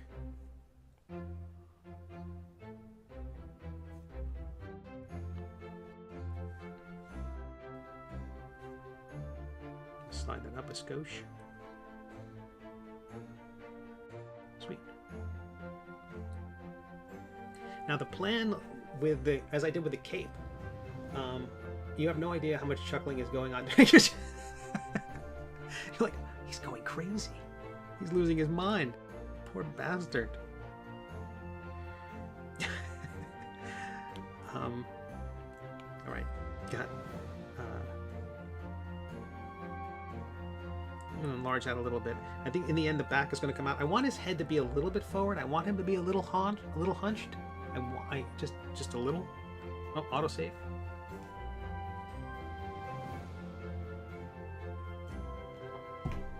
Is hinder a real word? I think.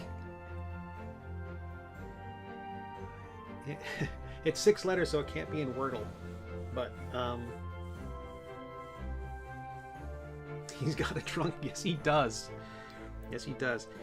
When I drew the sketch, I'm like, yeah, there's not a lot to this figure, but he's just so happy. He's got to have a butt. Okay.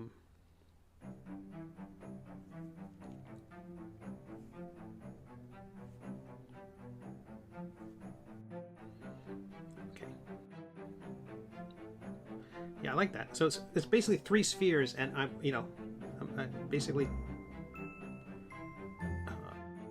getting the stuff almost to where it needs to be.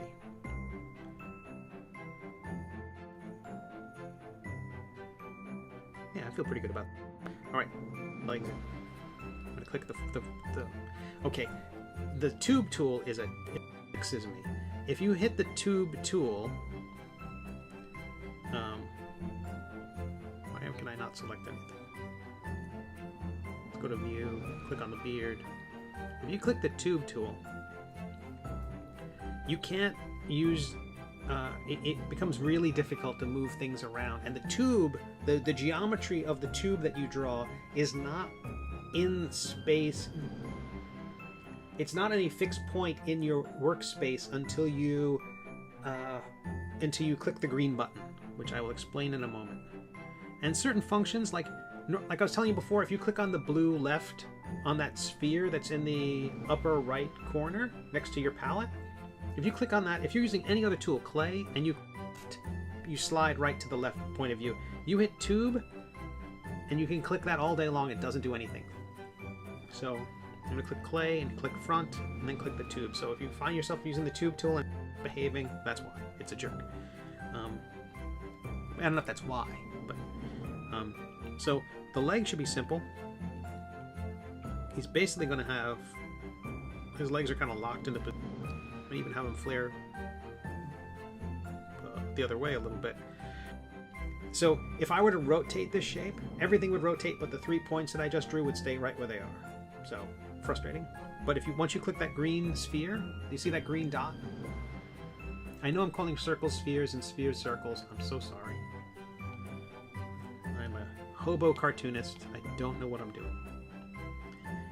So once you create the tube, you see a radius across the top toolbar there, just below the overall toolbar. There's a secondary central toolbar, and it has a bunch of options like mirror, validate, hole. Once you create a tube, you can knock out the center of it and turn it into a straw, for instance, a drinking straw. But then there's radius, and radius has 3 dots, 2 dots or 1 dot. 1 dot means it has a singular diameter all the way through. 2 dots means one end is smaller than the other end, and it will taper the whole way. Like the wizard's hat was like that, where it tapered the whole way. And then the 3 dots means at every point along your path, you can adjust the width of the thing. So you can have very wide knees, very skinny knees. So the 3 dots is what gives me the ability to adjust it to give them thickness. And it's symmetrical to each point. You can't have it off center.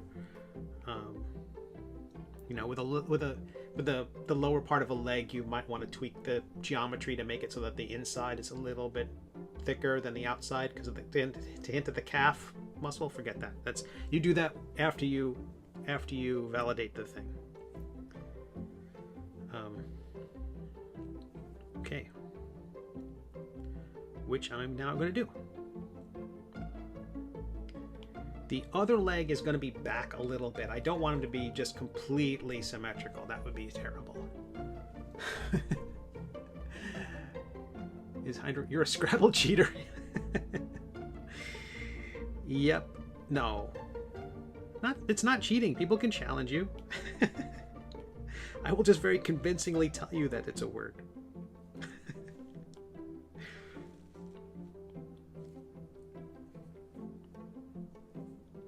I'm absolutely certain it's a word. No, I'm not. But I no. Okay, autosave. Drink coffee. Okay, I'm gonna having that leg selected. I should have done this before. I'm going to duplicate that leg, and then using the mirroring function, I'm going to flip the object. So if you've missed the opportunity to use mirroring when it's a primitive, you can duplicate an object later on. So once I get one of his right, his shoes are slippers, and I want them to be very loose and kind of like socks that have lost their elasticity. I want them to kind of be crumpled up around his ankle. Once I do one of those, I'm going to flip it over, and I'll tweak the way the cuff is crumpling, but his legs might actually be too thick there.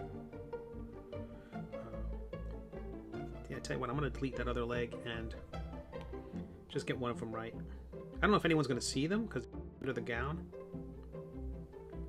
I mean the manly garment.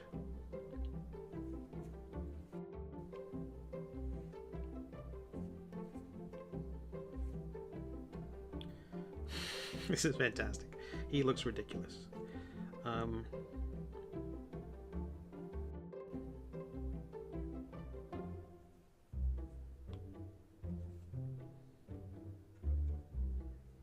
Okay, I'm going to validate these shapes just so I can do stuff with them.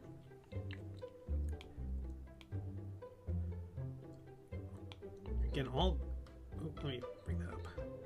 Again, all this stuff is going to be underneath the robes. So I'm going to, oops.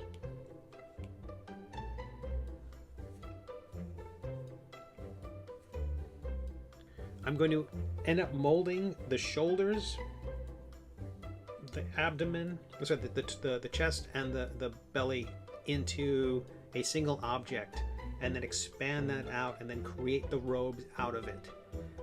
These shapes are just there so that I have the basic shape and that his body is hinting through the clothing.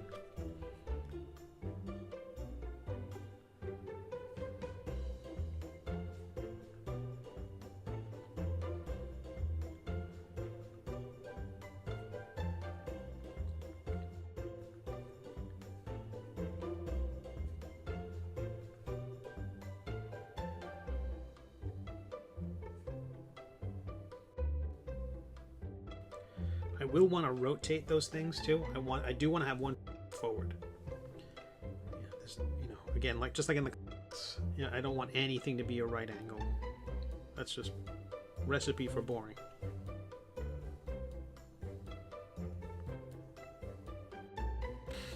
And happy 3D printing. So I'm sorry, anyone out there who's just, can't anything be on a right angle? Why does the staff have to be slightly cocked? Now, I'm not going crazy with it. I'm making it so that it will be not 90, but just off. Off by 5 degrees or something like that. Hoping that the printer, if you're doing one of those extrusion printers, that it can support the weight all the way and not collapse. But the trouble is, the top's going to have the candle, which will be a heavier thing. So, fingers crossed. You might want to have a fan going while you're working on this thing, because the fan will help cool the plastic faster and hopefully set it before it melts sideways. Okay, so let's see what I got. I've got our left leg. I know it's his right leg. I know. It's all about.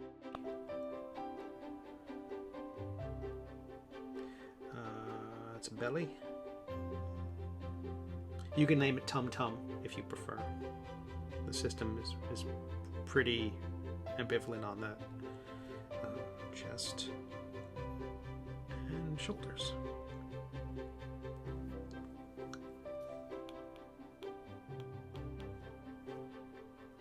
Okay, so to start, who wouldn't want to play the during a game? This kind of heroic figure wearing his battle onesie. We need a gizmo and view, and then I'm going to rotate it a bit. Bring one leg forward. Maybe more so.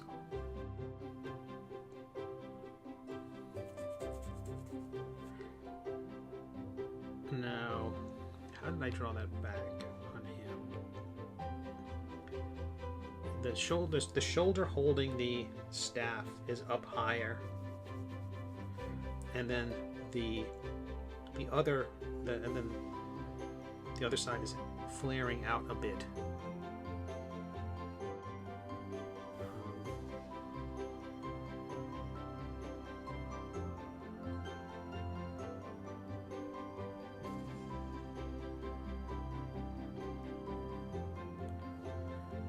Shoulders and chest I'm going to link together.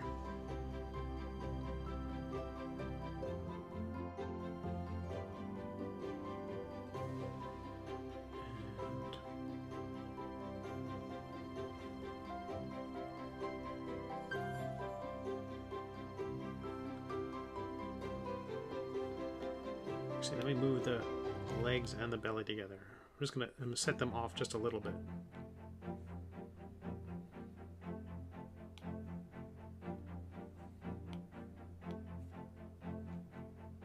Hide Quimp's boot for a minute. But yeah, now he's one shoulder's up, his hips out just a bit. I'm gonna fix his butt. There was a in the, gosh, what was the comic? It was Bloom County. Breathed draw Bill Gates wearing I want to say wearing a diaper, or wearing pants that made it look like he was wearing a diaper. It was never flattering. But I definitely gave our diaper butt. Unintended, Your Majesty, Your Majesticness. Okay, let's go to the front. Sweet. Now we'll draw the staff.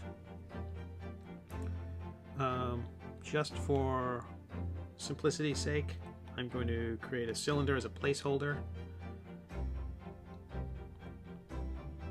Just off to one side for a moment.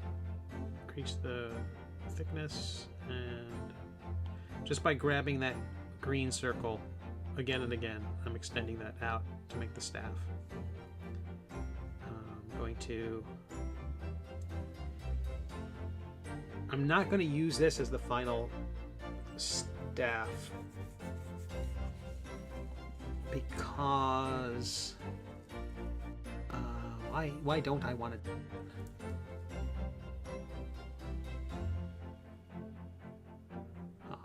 Maybe I do. I'm going to decrease the thickness just a skosh.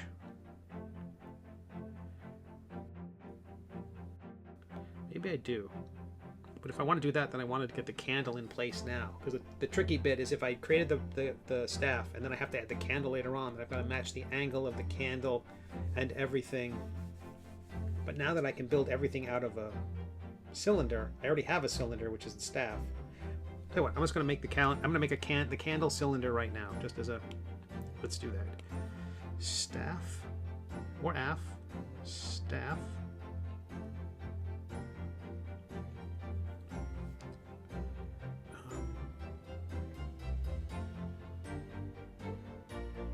Then I'm going to clone that and name one candle.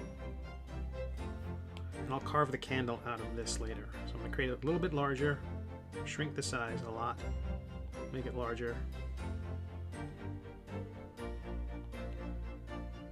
It's so much easier to move things along, especially when they're still in the primitive state and they're still not, they haven't been rotated too much in the environment. By pushing our the mage's hips out and rotating the shoulders up and over, it's already made using those things and modifying those things way more complicated.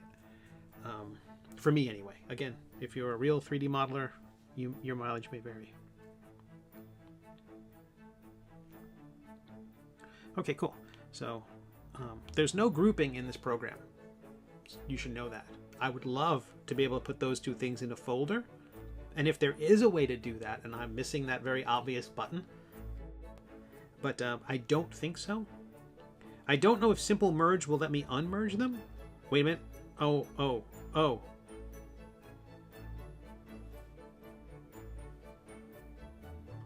Interesting. It breaks them free, so you can simple merge them, but when it unmerges them, they have the shared name. Are they still primitives? I don't know if they are. No, they're not. They stop being primitives. Does that matter?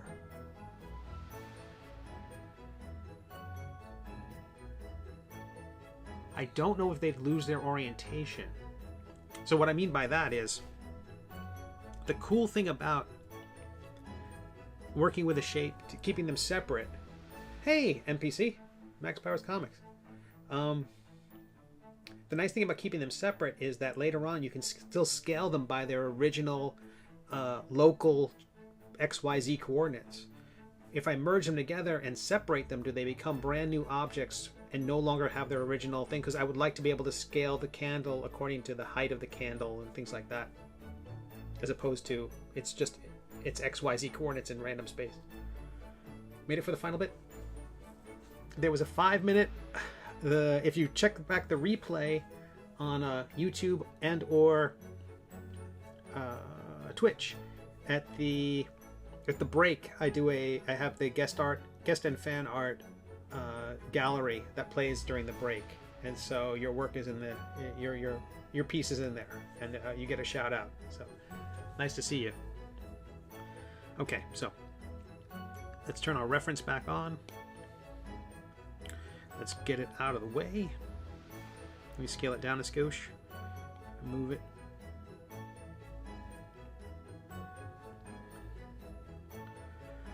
Let me rotate it and forward. So these two objects are together, right? And so if I place it on the ground, if I select the candle by itself and that local button, which is right there, teardrop, if I click that, see how its geometry is still locked? The XYZ is still locked to the candle's initial shape. That's key for me to be able to work with it later on. And I think if I simple merge them and then release them later on, that could be an issue. I guess if it's something that it's done and you just want to get it out of your way, it's nice to know that you can separate it later on. keep those there for a minute, and that's where he'll have to reach to grab the staff. I might pull that back a bit, and that angle might be too great. Tell you what, I'm going to undo that angle just because I think, again, the 3D modeling, the people with 3D printers will hate me if I go too far.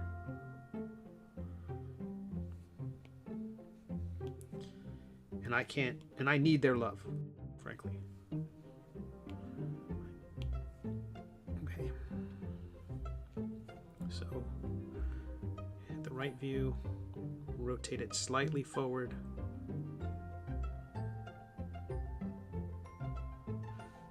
That's still local geometry. And then I'm going to front view. I can't tell. I think that might be, I don't think that will be too much. I'm hoping that if the staff is not so precariously placed, cartoonists must need. Terry, thank you so much. Looking forward to seeing the progress. I really appreciate you stopping by, and thanks so much for the follow. MP asks, are there any scenes non-spoilery that you are looking for on? Oh yes. Oh yes. Non-spoilery though. Yeah, if we're talking about my webcomic, The Middle Age, it is, we're getting into the final bit of the major first story arc, the end of book 3. There's a lot to happen here, so this is not going to end up evenly on page 300. I think we're probably going to go to 340 at this point. Maybe longer, maybe a little bit less. There'll be an epilogue as well. But yeah, I mean, every page. Right now we're at the point where I'm like, oh, I can't wait.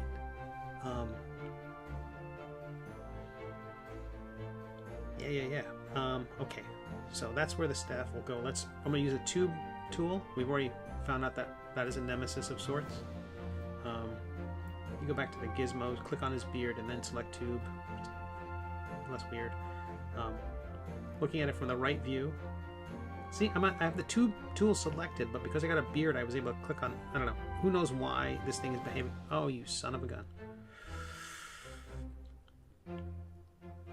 Okay, the tube tool and the path tool selected.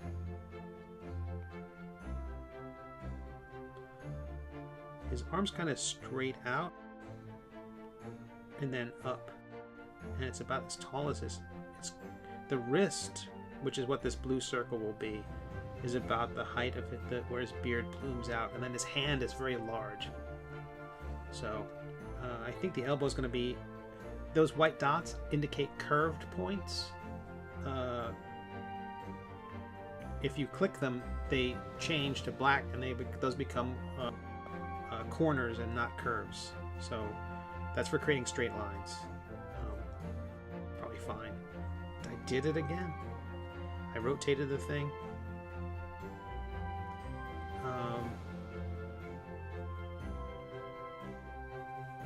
Only the staff. The wrist would be on this side, would be behind the staff.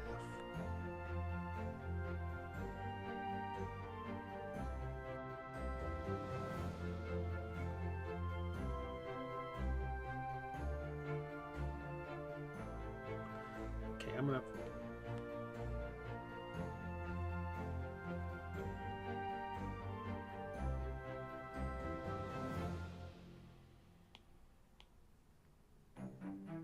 taper to the wrist. View the thing from the back.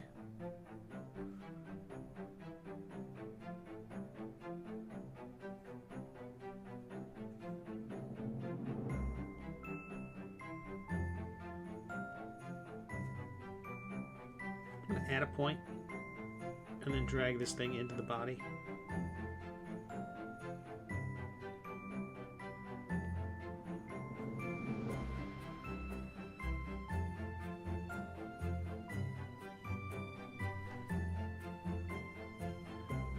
Nice, he says. Nice. I'm in the same boat.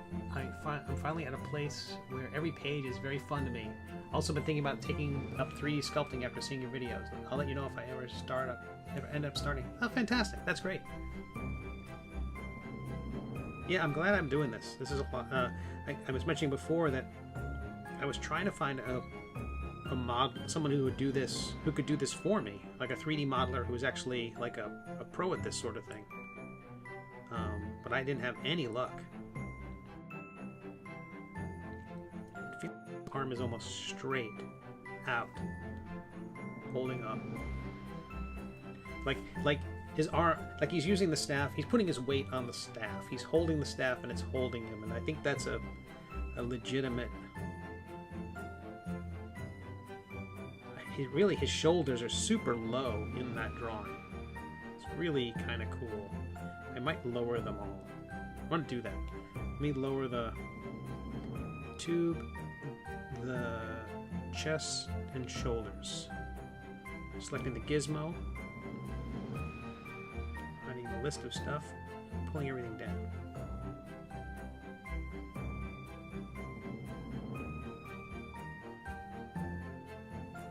I don't know what it's going to do to the back of his figure, but we'll cross that bridge when we cross that bridge. Oh, that's good. I'm glad you like it. Oh, thank you for continuing. You're awesome.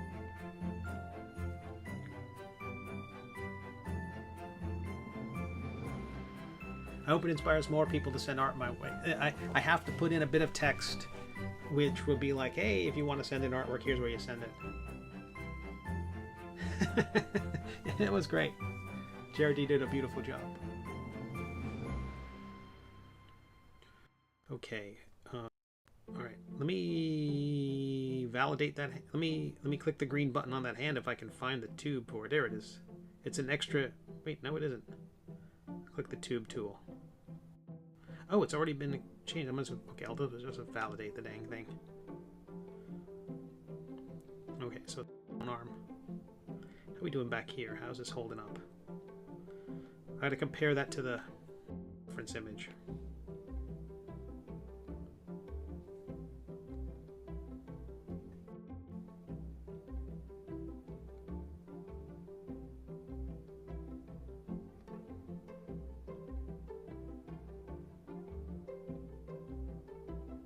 Kind of close. I could raise it a skosh. I just really like how it is. I just want this to be as lively as my drawing.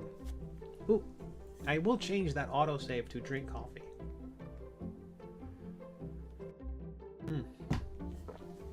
Coffee, coffee, coffee. All right, let me raise the shoulders and chest a bit. And from the back view, you can see that his arm isn't entirely straight. Okay, so it's not that bad that I'm... Okay, that's it. That's all I'm tweaking. He says. Let me get the drawing out of the way. Back to the view mode.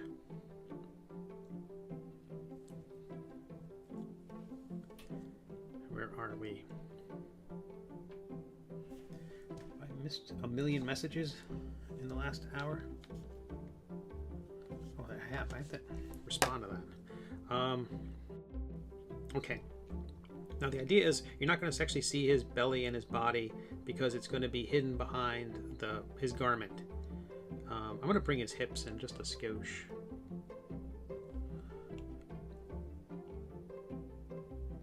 It should still be symmetrical to the rest of his body. Yeah, good. Use the drag tool to kind of work these shapes together. Like this guy's shoulder, I don't know if we're going to see it, but I'm just going to draw this crease in anyway. Oh, symmetry's still on. How about that? Turn that off.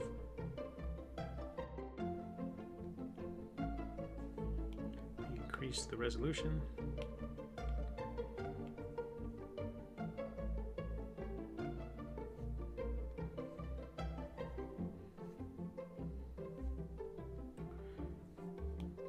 That's just there as a guide for me to see where his shoulder blades would be.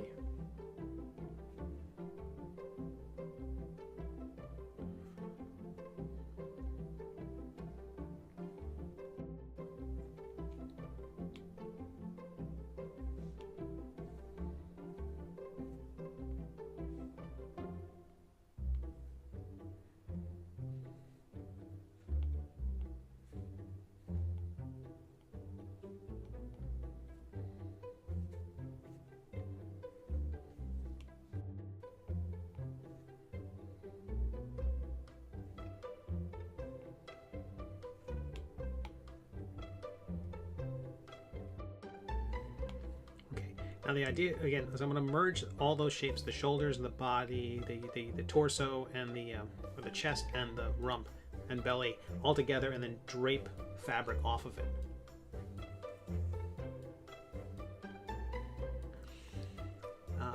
Yeah, it might be worth trying. I'm having a blast. Well,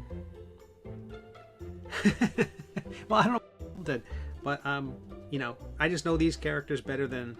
I mean, if I had to draw somebody, if I had to do somebody else's character, I don't know if I could do it. But I know these characters, and it was like, well, he doesn't look like a drawing. I'm like, no, but I want him to look. I've certainly spent more time working on these figures than I have almost any figure I have in the story. Okay, where are we? The hand. Actually, work on the hand now. I think I should.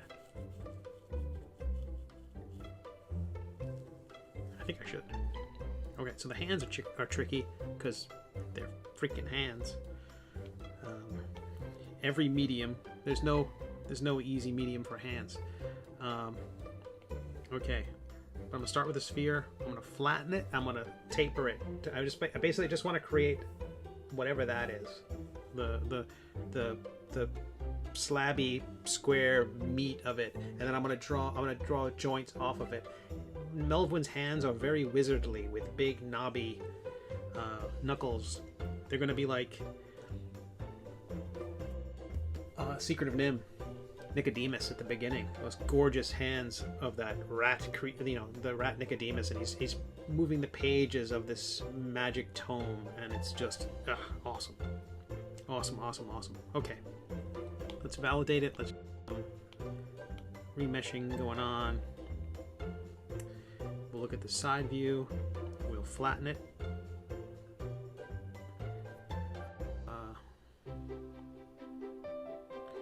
We'll go to the back view. I'm gonna turn off the back. Need that part for the hands. Use the drag tool. Make sure symmetry's on. And symmetry is on. Why are you not being symmetrical? You're not being symmetrical at all.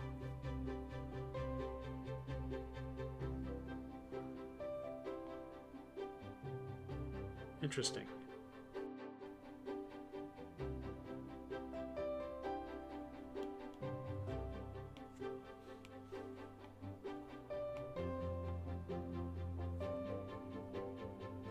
I don't need symmetry for this part. I'm just surprised it's not working. So I don't want to create. I want to create the individual joints. I hate to do that, but I'm going to have it curling around the staff the way I want, because it's going to be two fingers gently grasping together, and then one a little higher up on the staff, a little further out, and then the thumb in the back. And given that his fingers are like classic cartoon bones, where it's got like a knobby end and a skinny middle bit, I think that will be okay. So I'm going to create a cylinder, scale it up,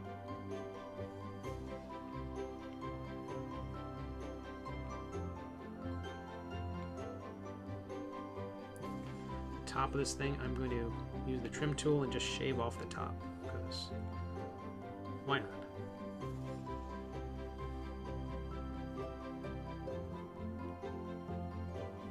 Otherwise it will get in the way.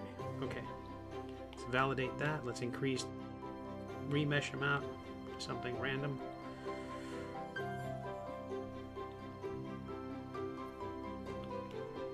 Put the gizmo and slide it down, and let's inflate the end.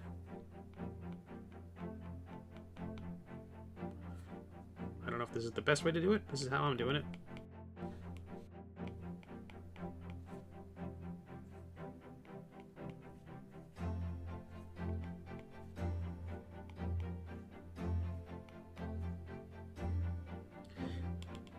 I'm gonna undo that. I don't know why there's. I'm not sure if there's an issue why symmetry is not cooking.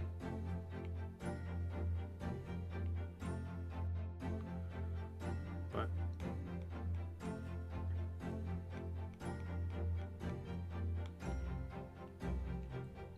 okay. I'm thinking that's not a finger. That's nothing. Not wrong. Hit solo just so I can see just this knuckle and build it up. Smooth tool. Oh! Remesh the thing. Smooth it out. That inflate tool does weird things.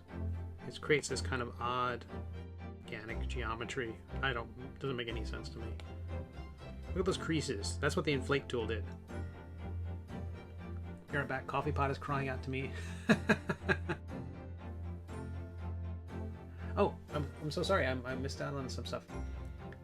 There's a line in the manga Samurai 8 that goes, "If you never draw your sword from its sheath, you will never know how fine it can cut." Then it applies to you in 3D model. But I guess it also applies to trying anything new. And then the giggities ensued.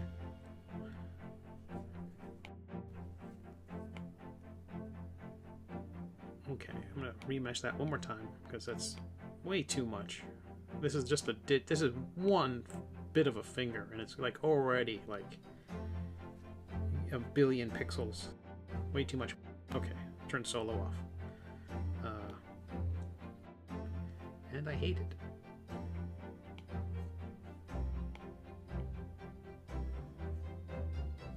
I don't hate it that much.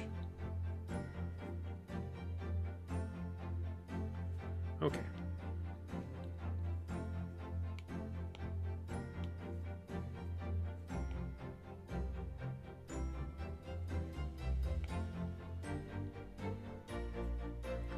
All right, so let's slide this over,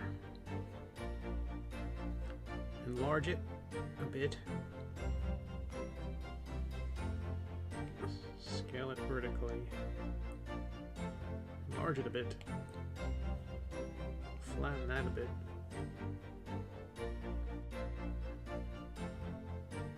Oops. Rename that finger. And I'm going to clone it. I'm not going to make the another finger yet. I'm just going to put together the next digit or two. Let's do the next two, because that's how it tends to work. This distance tends to be the same as roughly that distance from knuckle to knuckle. It ends up dividing it by 2. Using that as a guide, I'm going to solo so I can see nothing else. Grab the inflate tool, draw that middle knuckle in. Way too much, of course. Inflate. And then back. Using the trim tool, I'm going to trim off that bit of the finger. Right.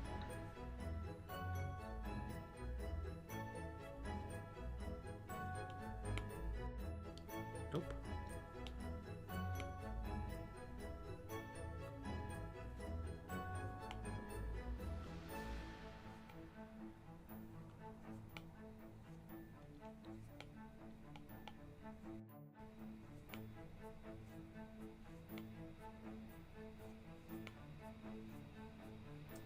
Okay, so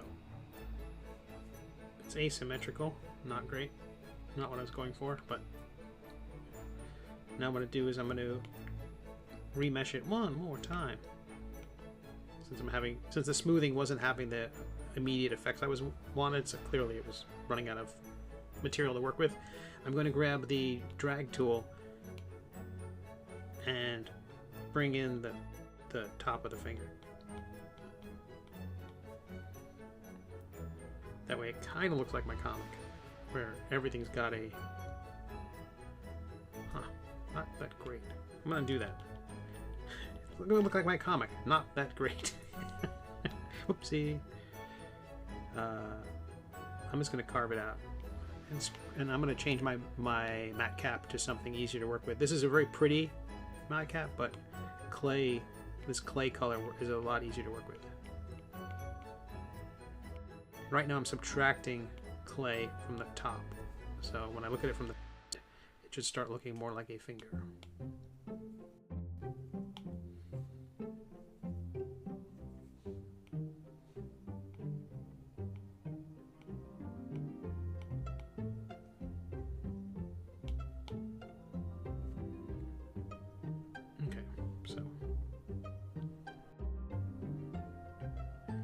A skeletal finger.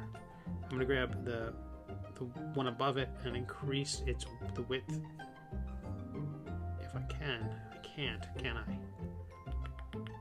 I can move it, but I can't scale it. Okay, I'll do these individually.